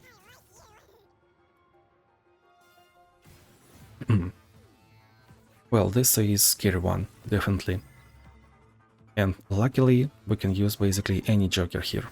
So Adoribus, I dislike Adoribus with all my heart and passion. Power overwhelming means that enemy units at 0-2 will scale up to 5-7 within 5 turns, and if you didn't really develop yourself, that's a skill issue. I would say that if you have confident Volibear, like 3 stars Volibear, that is supposed to work. And there is also a big difference between 2-star Volibear and 3-star Volibear. There is a huge difference between discount for 3 and discount for 6. That's how it works. I mean, 2-star Volibear with this scale support would have worked too. Mihiro heals up like crazy, but still. If you do not have confident Volibear, I would say that I might pick really confident Tryndamere. It should work. Well, this Mihiro will heal up instantly, +4, well, I don't care that it cannot block, it will just be Titanic, yep. If you have Tryndamere, not at 3 stars, but 3 stars and 4 stars, and maybe something else, it should be better. And here I failed Avalanche. I really wanted to play it, but I couldn't. If we only had Manaflow, right? Just imagine we had Manaflow for 1 extra mana, so we were at 3. And built your discount, Avalanche was playable, we would have killed 4 creatures that like play Volibear round 1 for free.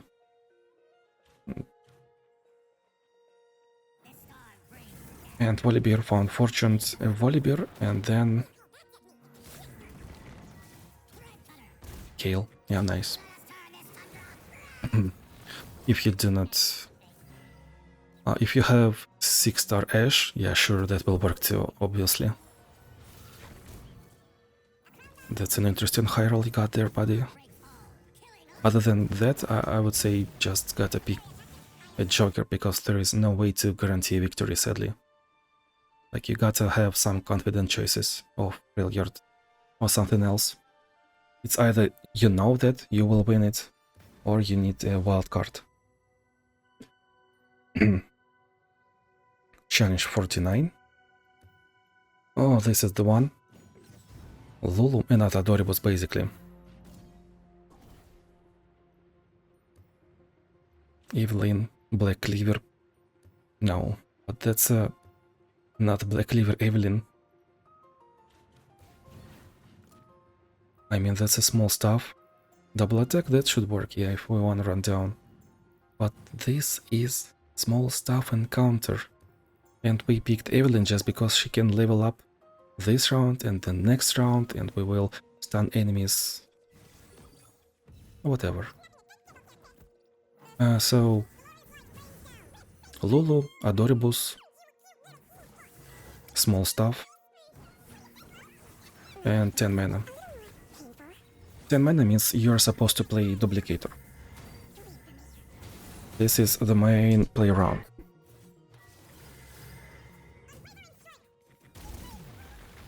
Yeah, this one worked like a charm. Deathless on Leona should be best in slot, because she's our win condition. Agreed? Agreed. Got it? Got it. Spell shield? Oh, why not? 10 mana Katarina is a huge menace. She will play Katarina, she will level up. Next round she will play Katarina twice, thrice, and that's terrible. Yep, dagger. We got lucky, we got first attack. We got unlucky that we played Evelyn second instead of... We were supposed to play Evelyn right after Leona, and then that 4-drop into stun, into level up, into control the board. So against Katarina you obviously want Veigar, and he would work here too. This is probably best choice. Swain. I mean, you gotta find some confidence in yourself. Swain is a good choice here. I would probably play Vex too. I probably would say that I could see a way to play Lux. Luxie might work too. Luxie is not that bad against Evelyn or against Katarina, because I'm used to being able to play Mass Challenger. And Barrier should help a lot against Katarina.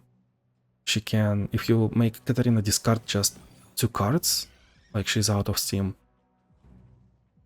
She got little to no cards, little to no draw. So Lux, Luxie, Veigar is top 1, Vex is playable, top 2, Swain is good choice here, but he is good choice into everyone. Just play something, dude. Jinx obviously is a pretty good choice here if we are scared, but Jinx is good into a lot of things. I mean, I gotta name Jinx at least once. It's been so many guys that I don't point at strong picks. I gotta start pointing at Jinx. And also there was a cool idea of playing Lee Sin into this encounter, since he will buff. Love that Targonian dialogue. So Lee Sin will buff small stuffed units. It might work out, but I wouldn't recommend it. You gotta be masochistic for that. Even I didn't consider that. Okay, now we can play with food. Will we? We can look at Leona art. Oh, we decided not to play it, yeah. I just got banana. Challenge 50. Solo Kaisa? Or was it... I'm playing Atrox because why? Double attack on Lucian because arm to the teeth will work, this is what we learned. Oh, that's rock too hard, I see.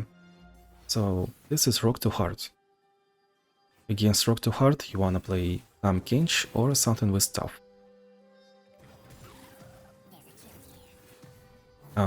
Kinch can be pretty good if you have confidence in him. By confidence I mean you need to be 3 stars and like level 25.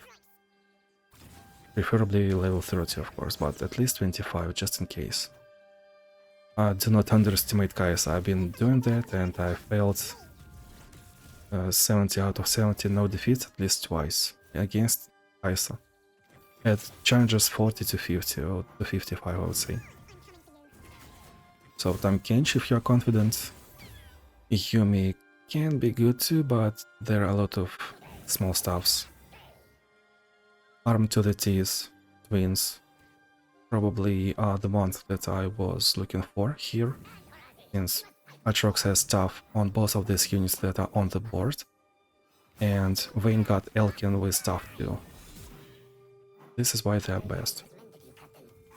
Kai'Sa on herself, way to play around Kai'Sa's level up, is the main win condition for us.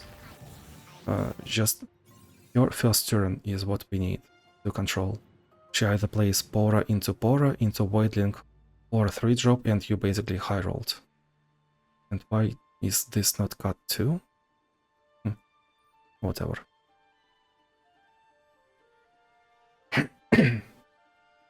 Challenge 51. This is kinda threatening Yasuo. We probably discussed in our Tal'Dorei guide, I cannot really tell. So the thing about Suffer is... Yasuo attacks. Gathering the Storm happens. If Yasuo is on board, then your weakest unit gets damaged by 2, so it goes through any tough. And then, at next round start, Suffer kicks in and it will take 3 damage. Your weakest unit is prone to get 5 damage. Usually against Yasuo you want to go somewhat wide, like 3, 4, 5 units, and only then you want to go tall. But here, due to Suffer and this Gathering Storm and his high mana, oh, we got a lot of time to talk. So due to this special rule set, you have to solve different problems, well, couple of problems that will prolong the fight unless you win round 2. And we are not winning round 2, right? We are doing no Manaflow, no 6 stars, and stuff like that. So to play around these stuns, you can let him attack first. Like if he has attack round 1, you just let him attack first, and only then you play creatures. Same against Ezreal. You do not play your creatures unless he is out of mana completely, because he will play Static Shock every time.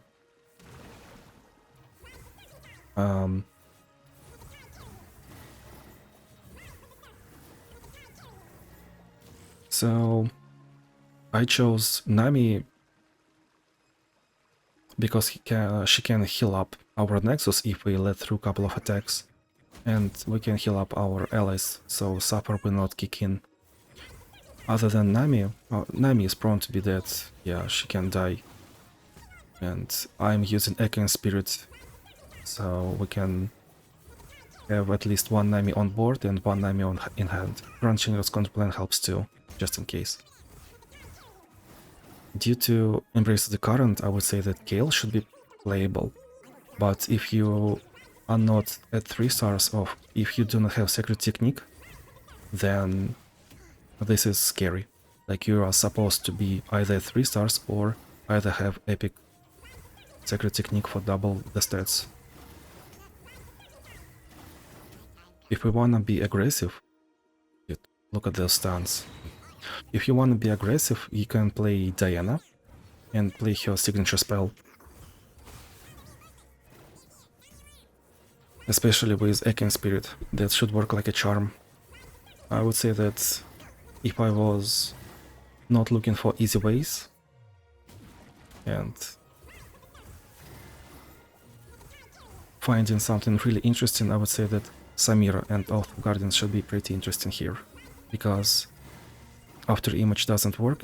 This is after image encounter, right? It's been so long, I forgot. Oath of Guardians should not work with after image. He will not be getting these units. He's only getting followers. I guess Jack can suffer, and speaking of suffering, Ari with double buckler and chosen by the stars might be really interesting here. It would have been a really cool fight if I picked Ari. She's 2-3, so Yasuo attacking will not kill Ari, she will scale up, so he cannot really attack, right? That would have been cinema. And Fiddlesticks at 4 stars might be able to get through because of disarmed and bad Yasuo aggressive power. Is just low attack kind of. And he will not level up if he has nothing to stun. Challenge 58. This is just a much weaker Yasuo. He has less mana, I think.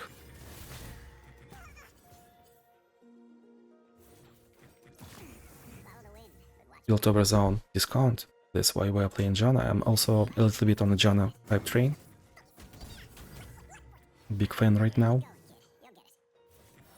Beautiful. I play Janna specifically with this relic setup. Packed Powder, Formidable and Sharp Side.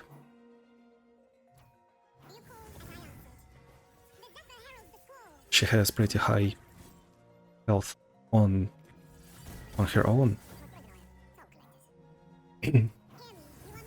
Packed Powder is here in the first place because you do not really want to play Janna for 4 mana, she's just kinda weak champion. And it feels bad to play weak champion for such mana cost. And Sharp Side.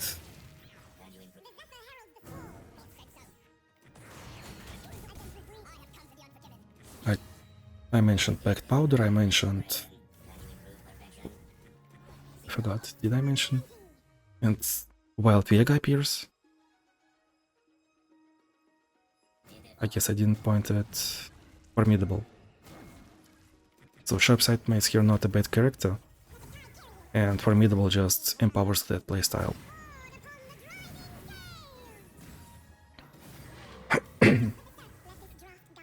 That's it pretty much. Here units have pretty high health too, I would say. Ballistic Bot is kinda her most desired early game unit. I was just figuring out what is this monster. Yeah, I see. And now we can get through. Played with foot a little bit. Challenge 53. So we can take a breath. A repetition. And probably free Pora, just because he can. Yeah, that was a good Shyvana.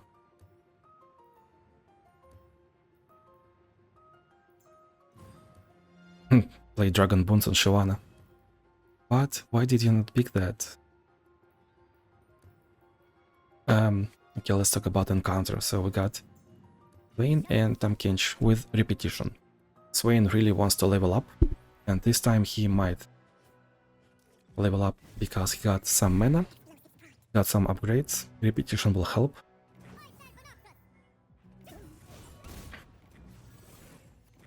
He got a lot of blockers. If we suddenly lose focus and we block, then Epic Supper will kick in. Damage for 3. And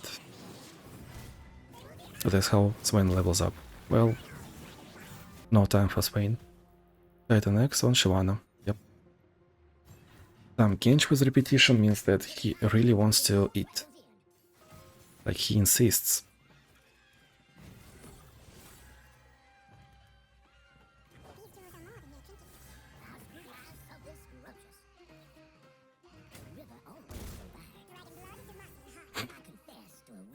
This is fine. And another repetition of Shyvana. And now we got this. And another repetition to Shyvana's on board actually. all the dragons that we can find. Let's scout. That's elusive, by the way. Yeah, sure, buddy. Challenge 54. Butcher's Block. Every unit has plunder. Grant me +1/+1, vicious enemy, chorus of power. So chorus of power means that if we control board bad, it gets even worse. Luckily, it doesn't really mean anything for Jinx or the Cleaver body. Page, Black Cleaver. He's trying to find any discount for Tahm Kench so he can play Tahm Kench round earlier, preferably 2 rounds earlier. Funny. We are basically choosing how to AoE down this whole board of 1-2 health creatures. I mean, I've been recommending Tahm Kench against Jinx and we finally picked it in a pretty late hard adventure, I would say. Well, this adventure is not hard, but it's pretty late, so it's supposed to be harder than the first 40 adventures. Chorus of Power for Jinx isn't really much, since she doesn't really have Demacian Might 2 or maybe Power Overwhelming. Her units will not be scaling. She will just play a whole bunch of nothing.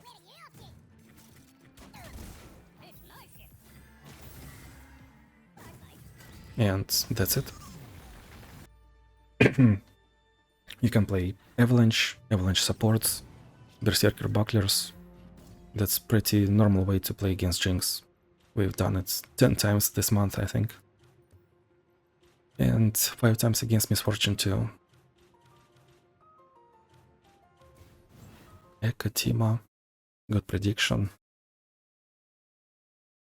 Soundbugged again. So this is slightly bad, slightly menacing Fizz, but he is definitely easier than Fizz last month. Undying Rage, when enemy dies, first time he doesn't really die like in Thresh encounter at Tryndamyr's fight. Last month there was always Empire above all, so round end every unit got +2/+0, and if you didn't really control board, then every unit of enemy got +2/+0. That was actually bad. That could go wrong. Here I would say that we could have picked Sharp Sight or Elusives. That was actually a plan to sacrifice Echo. I meant to play Echo with double Starkest Blade because of the Undying Rage, so it can proc twice. When we got Sorcery, we will predict twice, we will get better Echo, and next time when enemy attacks, we will actually sacrifice Echo, and we finally play Echo the way we expected, the way it is expected to play him. Should have gotten Chrono Break, I think. Also, against Undying Rage, it's really good to take Mass Challenger, and pretty neat way to play into Fizz with Undying Rage is that if he gets a Kek, you can target Kek first always. Kek will be revived. And then everyone will be just dying normally. Challenge 56. Darius Karma, no vicious enemy. At this point this is just nothing much, right? Vladimir. That's a rare case of Vladimir in Path of Champions. We didn't pick him, I'm just saying. So I would say that this encounter is not supposed to be something at all. Like, we have 2 ideas that we are following. Against Karma we are playing with Chemtech Duplicator, because we all start at 10 mana, right? We want Spell Shield against Karma because this is Ionia, this is Karma, she can high roll something terrifying, she can get Dragon Rage and kick our Nexus pretty early, but that's probably just a trauma from Aurelion Soul Adventure. Turn 1 Karma, 40-44, Dragon Rage, and you are dead, right? We know that. Been there, done that. So yeah, playing duplicators against Karma. And next we are playing against Darius in a way that we played against Azir Darius previous month. Pretty neat way is to just think of the encounter like, I do not want Darius to level up, and that's it. Nothing else. We need to stop his damage, we need to heal up, that's it. Which means that ideally I would have preferred Morgana here. Morgana uses Chemtech Duplicator and Morgana can stop Darius. This would have been the best. Here I guess we just low rolled because we couldn't really... We are supposed to level up turn 3. Round 3. We couldn't play Vora, we couldn't play anything with the Husk. Round 2, so we couldn't play our Evelyn and she almost dead. Lucky me.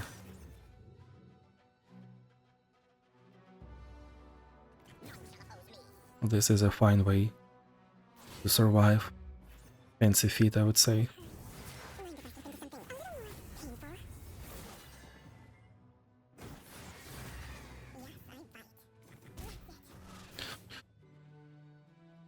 This was way too close.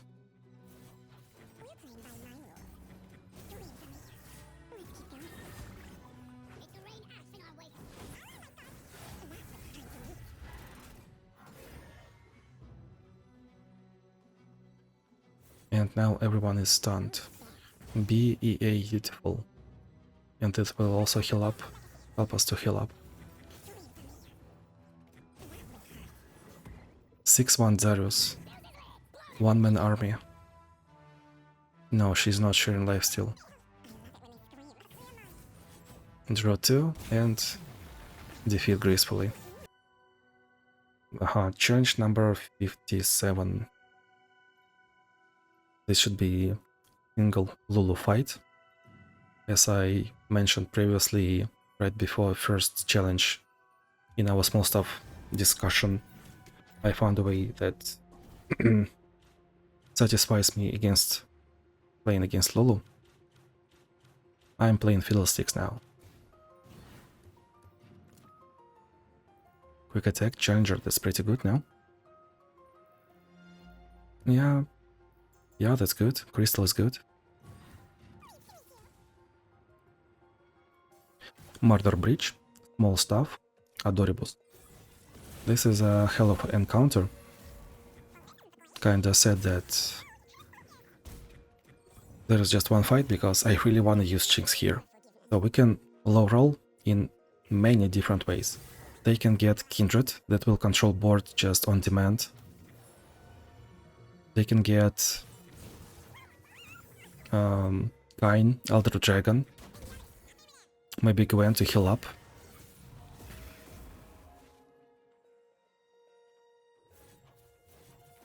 That kills. And they get Kindred. So we cannot even trade the way we wanted. Because if we trade badly, another creature will die automatically. Rumble. Rumble means they get some extra value. And Challenger Alice means that they will kill at least one creature of us. And another creature will die because of the mark.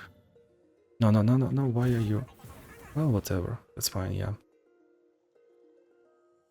Let me check any tips I got from TLDR guide. Small stuff. Oath of Guardian Samira should be best in my case. Before that I was showing LeBlanc was chosen by the stars and Secret Technique tech. This trick would have been fine, I think. Well, maybe. And third relic should be level up Rally or Stalker's Blade, I guess. We can try to roll using Volibear. The plan is to play creatures for 1-1 stance and then use Avalanche to clear everything, and we will clear our creature's turn, we will get a lot of sigils and play Volibear to clear preferably everything, at least 2 characters from Holy Abyss. Aeon Spirit Annie and 2 Dreadway Chase Guns might be good for this challenge. Yeah, this is what some people actually managed to do. I'm glad they did it. we are sacrificing any, double dead witch is gone, and we win within 3 summons of any. We are playing heroes against Adoribus, so we wanna, although we wanna go tall, although we wanna go wide, we are supposed to kinda go tall. And this way, Hymn of Follower might sound like a plan. Spell shields might also help in case of Lulu and Hymn of Follower as an idea. Interesting, yeah. Challenge 58. That's just as simple as that.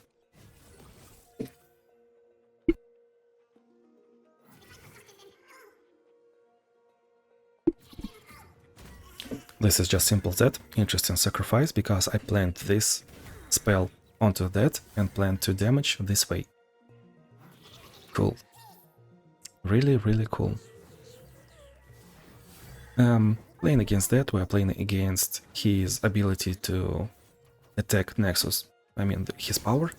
So we are supposed to have elusive to block his elusive units, or sharp sight to protect against elusive units, block them. Worst case scenario is Z played round 1, then that copying spell round 2.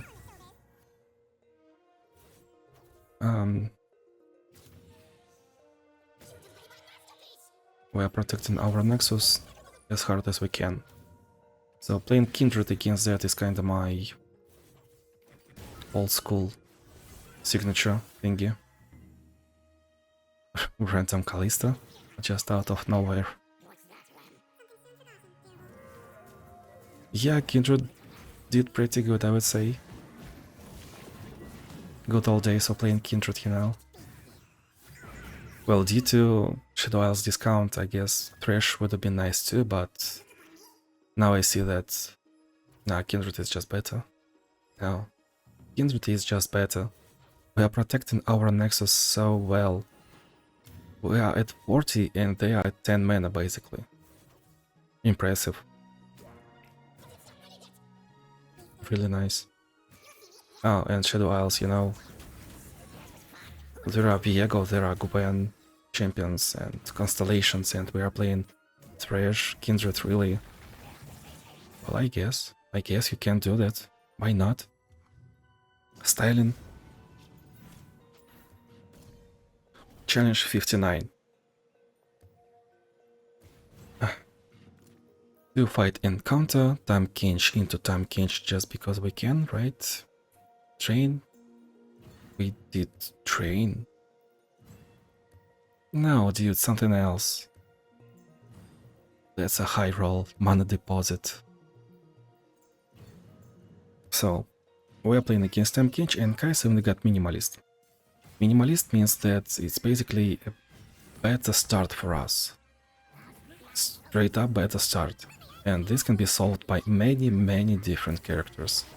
Normally I would recommend Atrox because he can discount naturally.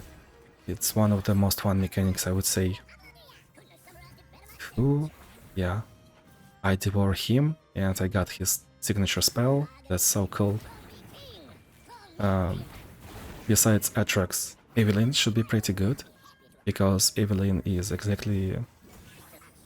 That's exactly what Evelyn needs. Just 4 mana crystals round 1, and that's it. Lux should be pretty good.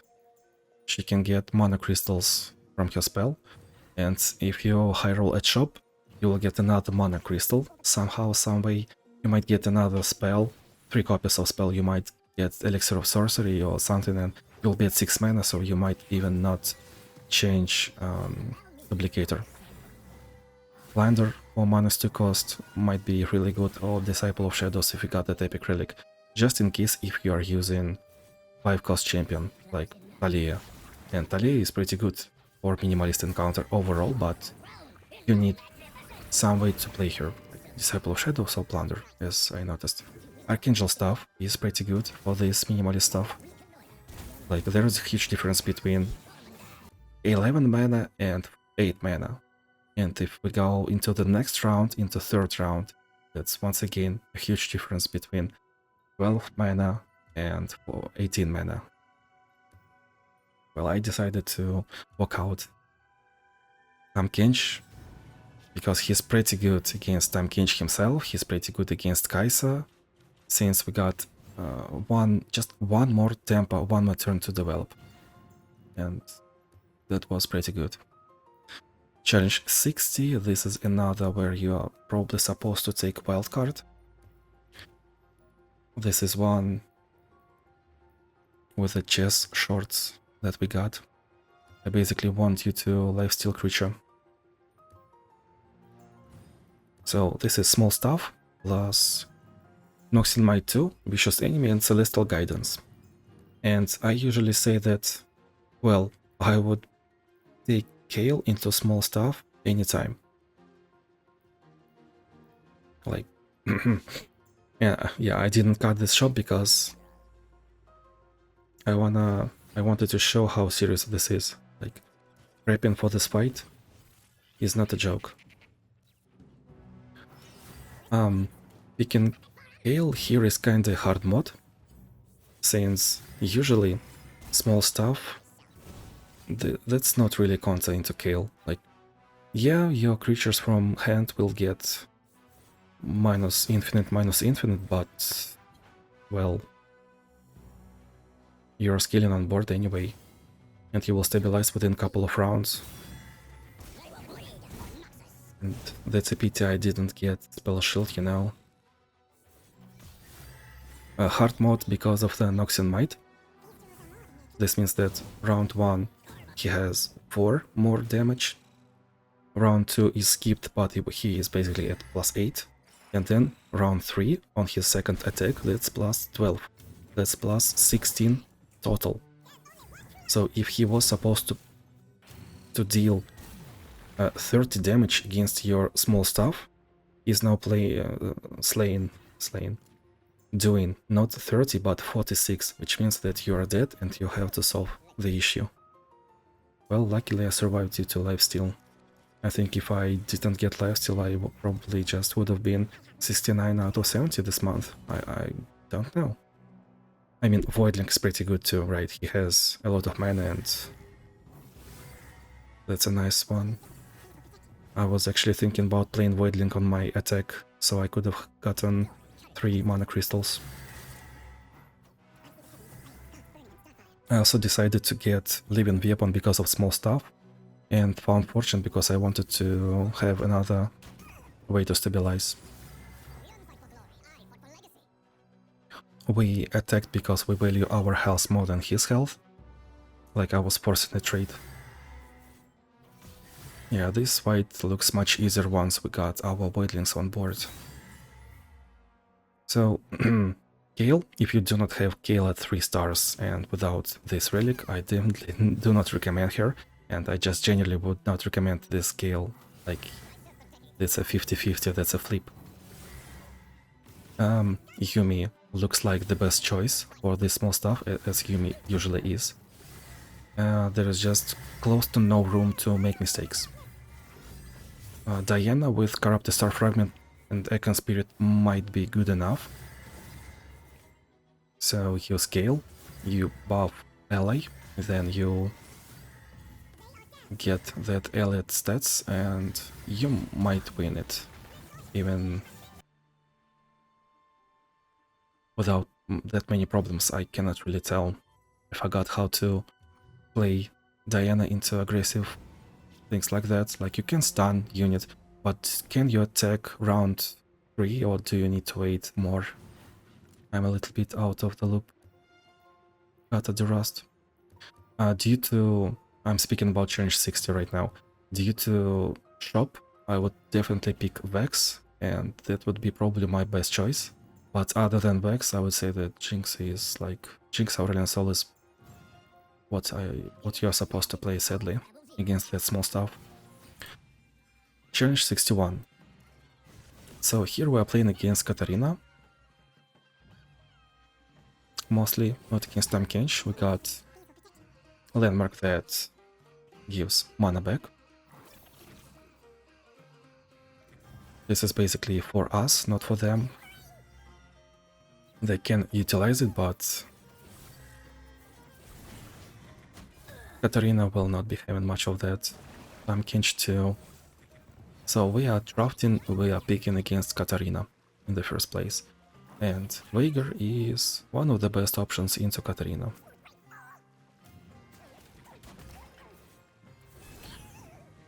And then we just choose how to win, as I call it.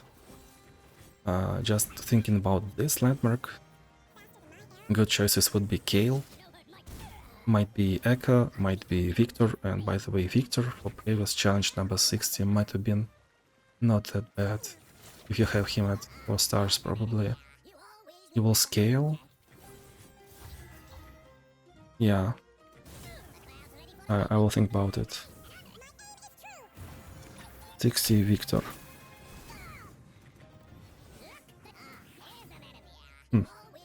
Interesting. Diana can be pretty good at this challenge 61. Diana, I mean, you're supposed to control board against Katarina in the first place, and you will have challenger, you will have first attack. You can stun if it's not your round, if it's not your attack. Kale can stun, that's why these two Targonians are really good. Echo, Stalker's Blades, Victor got Aftershock, deal enough damage to kill Katarina.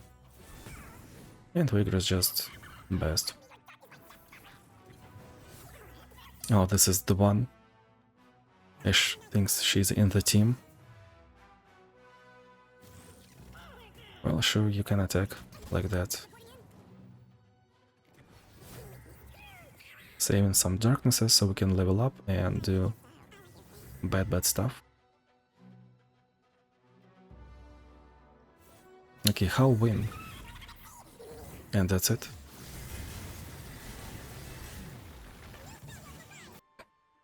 New Freelord will rise. Challenge 62. Bundle City discount. Vicious enemy. Whatever, this is just single trash, like...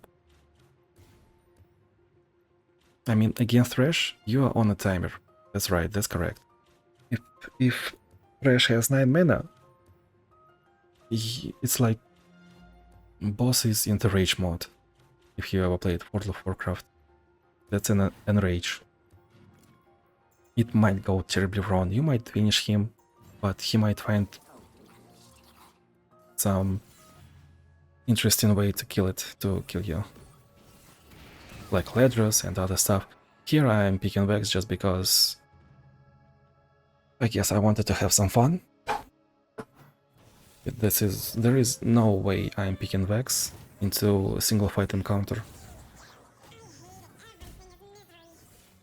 I mean, look at this vault. Round start, deal 4 to enemy.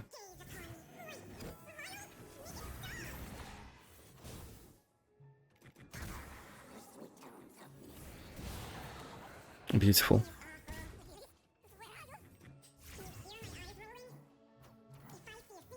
-4 this way, -4 that way, -4 this way. What happened? Why is it dead? Challenge 63. Oh, speaking about Thresh, what did I say? Kill him in 3 attacks? Yeah, that's probably it. Just... That's the very same Thresh from Thresh Adventure. That's it. Challenge 63. Unstoppable Force. Katarina. I mean, we gotta play aggressively. Jax, Alice, Gwen, Nidalee, level up Rally, Relic, Diana.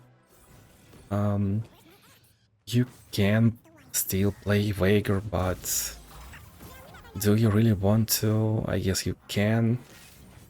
You will stall board and you will still win through darkness once you play Veigar on round 5, round 6, if you use Duplicator and Guardian Angel. Or maybe you have Frozen Tomb. But I would say, why use Veigar this way? You can use Misfortune in the very same way. You can just make it rain.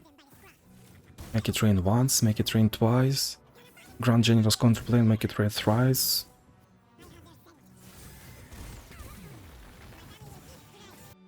We barely survived that. I got no notes about this one, by the way. My notes just say nothing special. Okay? Nothing special. This fight will be 2 minutes long. I got to talk about something, I think. We picked Warwick. Whom are we fighting? We are fighting Swain and... Oh, that's the exchange one, I see. Let me check if I got any commentary in another. Nothing special.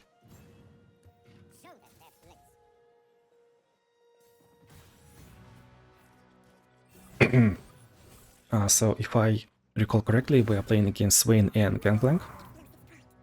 We are playing Warwick. He is... that's 3 Pora for him round start. He didn't even attack. Cool.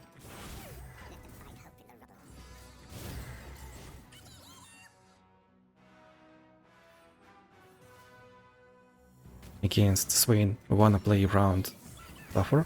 Suffer is round start power. And so if we have regeneration, our units will not suffer. Against Gangplank, we wanna kill him in just preferably 1 or 2 rounds. The main thing that we're playing around is Raidway. We look at his power, we read how it is awarded, like if his health is below 15, so he shouldn't be at 14 or lower. If it says 40, below 40, that means we can bring him to 40 and then this or that kill and stuff.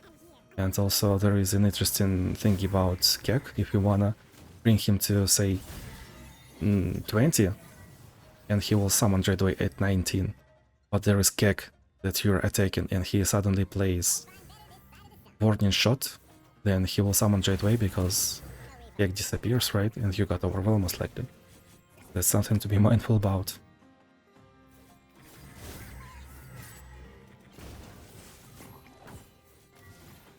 That's a Dreadway that we will trade for. Cool. Minus how much? 200? Dude, that's like way too much. Sometimes it's really rough to talk about these higher difficulty challenges since they are just generic and you pick among your above average characters and anything will win. Just there is nothing really to point at. You pick something confident and that's it. Like you got 5, 6 so little challenges left, just pick what you have strong and that's it. Or go from different direction. You want to use this on that and you choose from whatever is left. Alright, challenge 65. This is Mass Formidable 379. Round 1. This is a lot of champions. This is basically Aram at this point. They got mid, support, 2 AD carries, and a Sand Soldier. So if you are following my content once again, I would probably pick Jaina here. Talia seems to be somewhat questionably okay character to pick, because you can break Hole in Abyss. Talia herself is 3-5 and you can get Sharp Sight.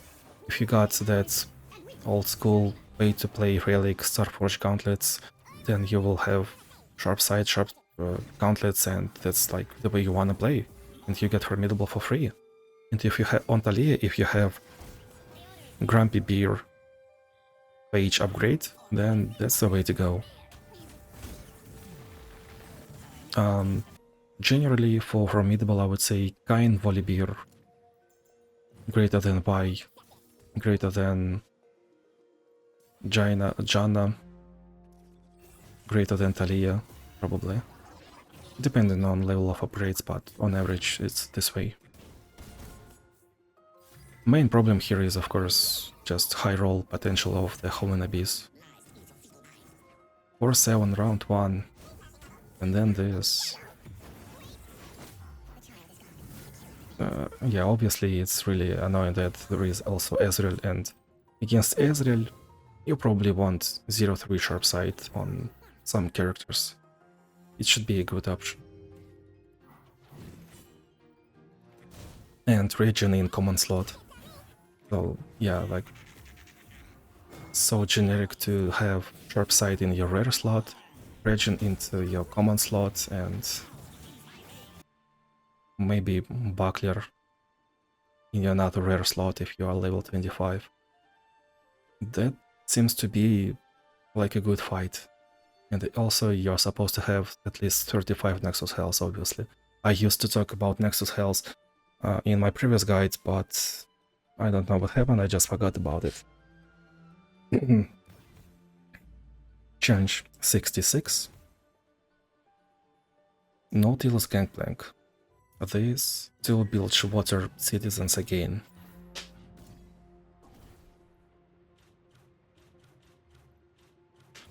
Who let the dogs out?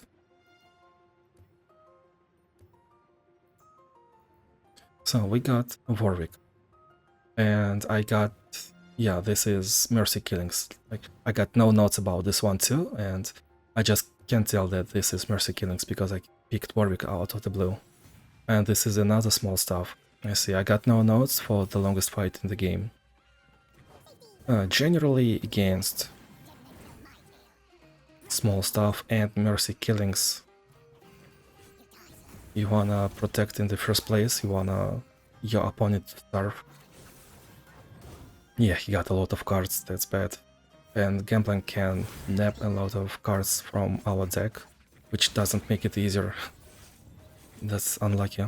Like, what is this? Why are you doing this to me? This will not work.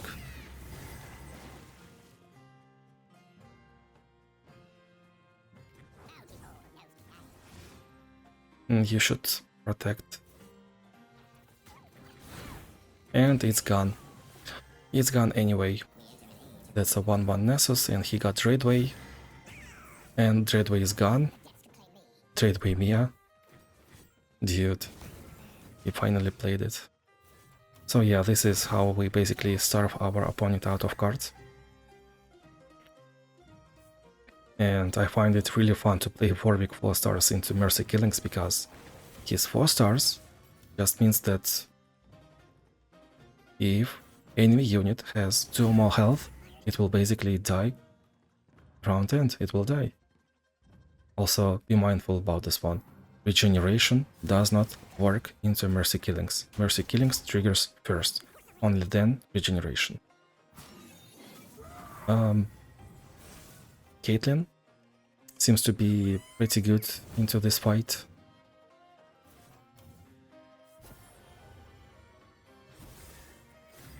Mercy Killings means that probably even 2-star Caitlyn will work if you have her at like level 25. But I haven't been there in a while. It's hard to recall correctly all the patterns that I would expect. I mean, you see, if you have a weaker champion, you would just play differently.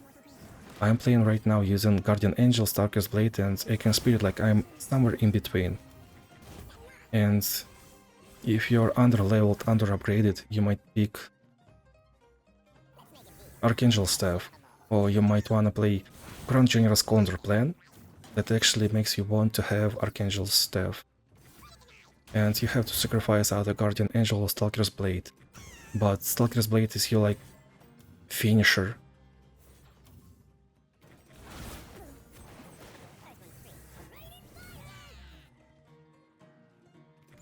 Yeah, there are some things to think about, but it's definitely playable.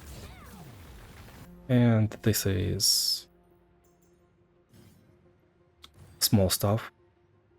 So, considering mercy killings, the best in slots should be Yumi Phalanx. Yumi 4 stars with Phalanx leveled. That's -10, holy. Yeah, we're blocking that.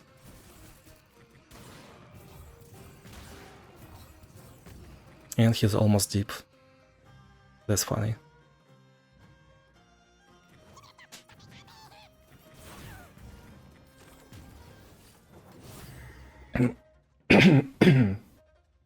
Sorry. Now I will drain from it to summon spider to spawn tentacle. This guy is smart. And this is Nautilus himself. And everything will die. Just 2 spiders survived. We are at 43 right now. That's cool. And we are at 33 update. What now? He is at 50. What are you supposed to do? Oh, he's out of cards, never mind. Like, we survive next round and we will win within 2 attacks.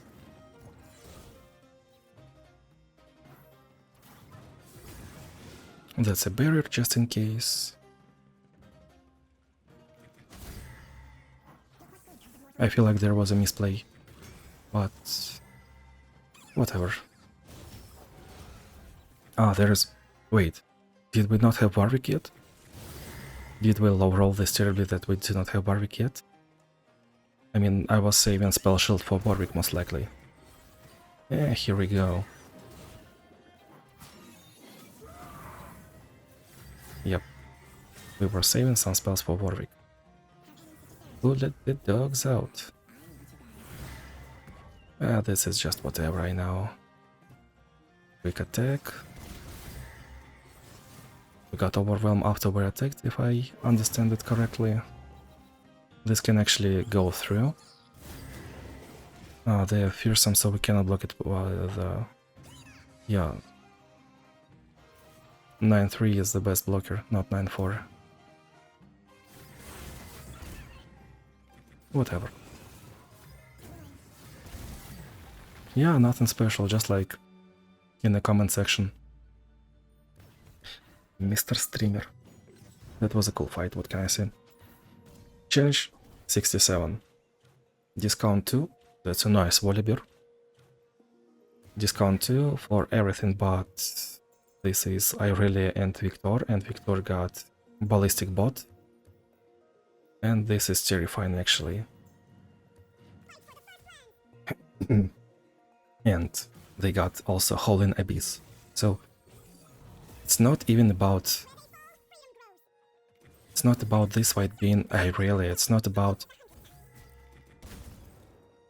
Victor doing Victor stuff, although he can get Elusive, Overwhelm, Quick Attack, and yeah, this will be terrible, but Howling Abyss, like even if we manage to stabilize his scaling with that Howling Abyss and -2 cost, just within 3 rounds he will get several champions that he will play in 1 round.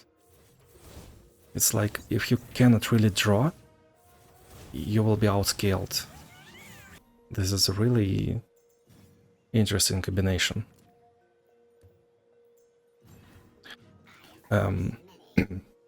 Yeah, this is... Jinx is a candidate for this challenge, and there is no Jinx challenges ahead. Like, this is the last one where you can use her.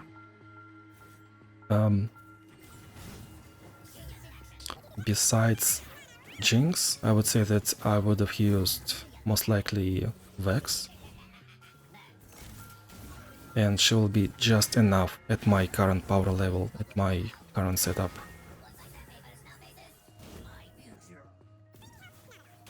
I just feel like something can go wrong a little bit. And probably Lilia. Lilia, where you play Lilia, sleep Lilia, play Lilia again, and I use Echoing Spirit, Stalker's Blade, and Guardian Orb. And that's the way we do this. You probably can do something else. Just a little bit something else. I feel like this is the best combination in my strategy. Challenge 68. We got 3 spell mana. This is single Fizz. Fizz is one of the weakest enemies in the game. He's only amplified by some special rules, and that's it. Like basically we are following some spell mana guide, and that's it. Like look at this, I'm just pressing random buttons and winning in a challenge 68.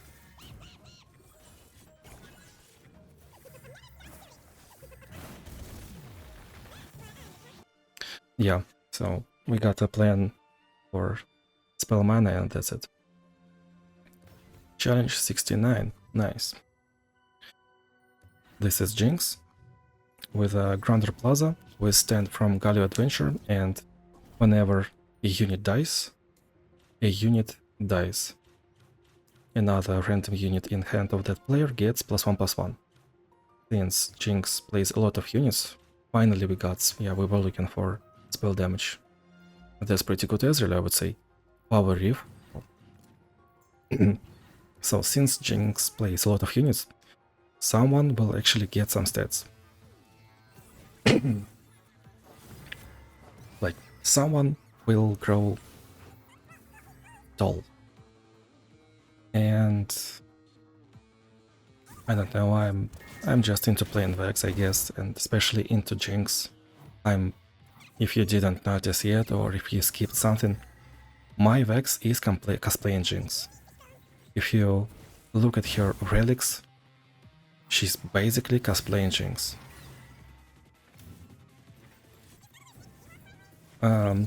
Other than Jinx, well, Vex is cosplaying Jinx, that's 1. A lot of units that will die in the explosive finale will work, that's 2. I wanted to play Vex because she's fun, that's 3. But other than Vex, I would say probably Viega might look interesting here. A lot of units die, a lot of units get augmented in your hand. That sounds like an interesting plan. Yeah, that's a pity I didn't try it. And if you feel like risky, if you wanna get some adrenaline, Tam Kench once again, or bucklers, if you will. Challenge 70, the last one. We are looking for some Titanic ally. We sadly didn't really find one.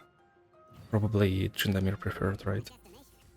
So this is Yasuo and Darius and Undying Rage and Victor's Evolution. So if we kill unit once, it gets those stats. Tough, fearsome, overwhelm, and also +3/+3 for evolution.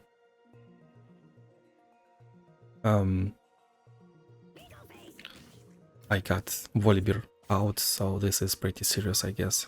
Yeah, we are getting sigils if we kill those saplings. That's a neat technology.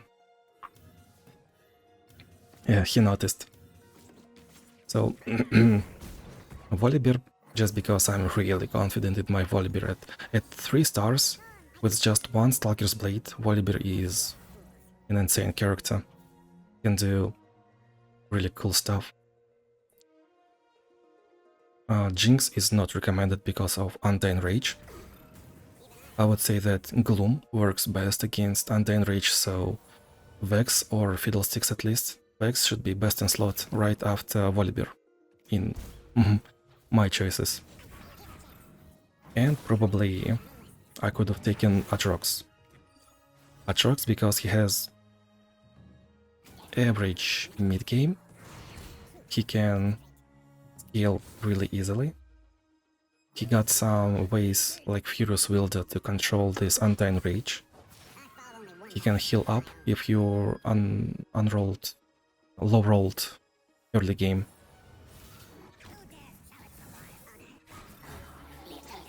Volibear, unfortunate.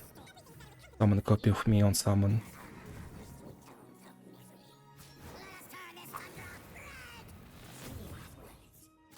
Wait. Fresh, 3 Volibears, isn't that cool? Nice. One last fight to go. That actually felt like final fight, I know. Like 3 Volibears out of the blue. Because we did a random found fortune that worked on Volibear himself. I have no idea how it works. Why did it work? Oh yeah, if you are playing Volibear, by the way, this upgrade on his Summon Sigil unit, the Shadow Totem upgrade, it actually makes difference. And now he didn't find an upgrade for him, we got an upgrade for Tarkas.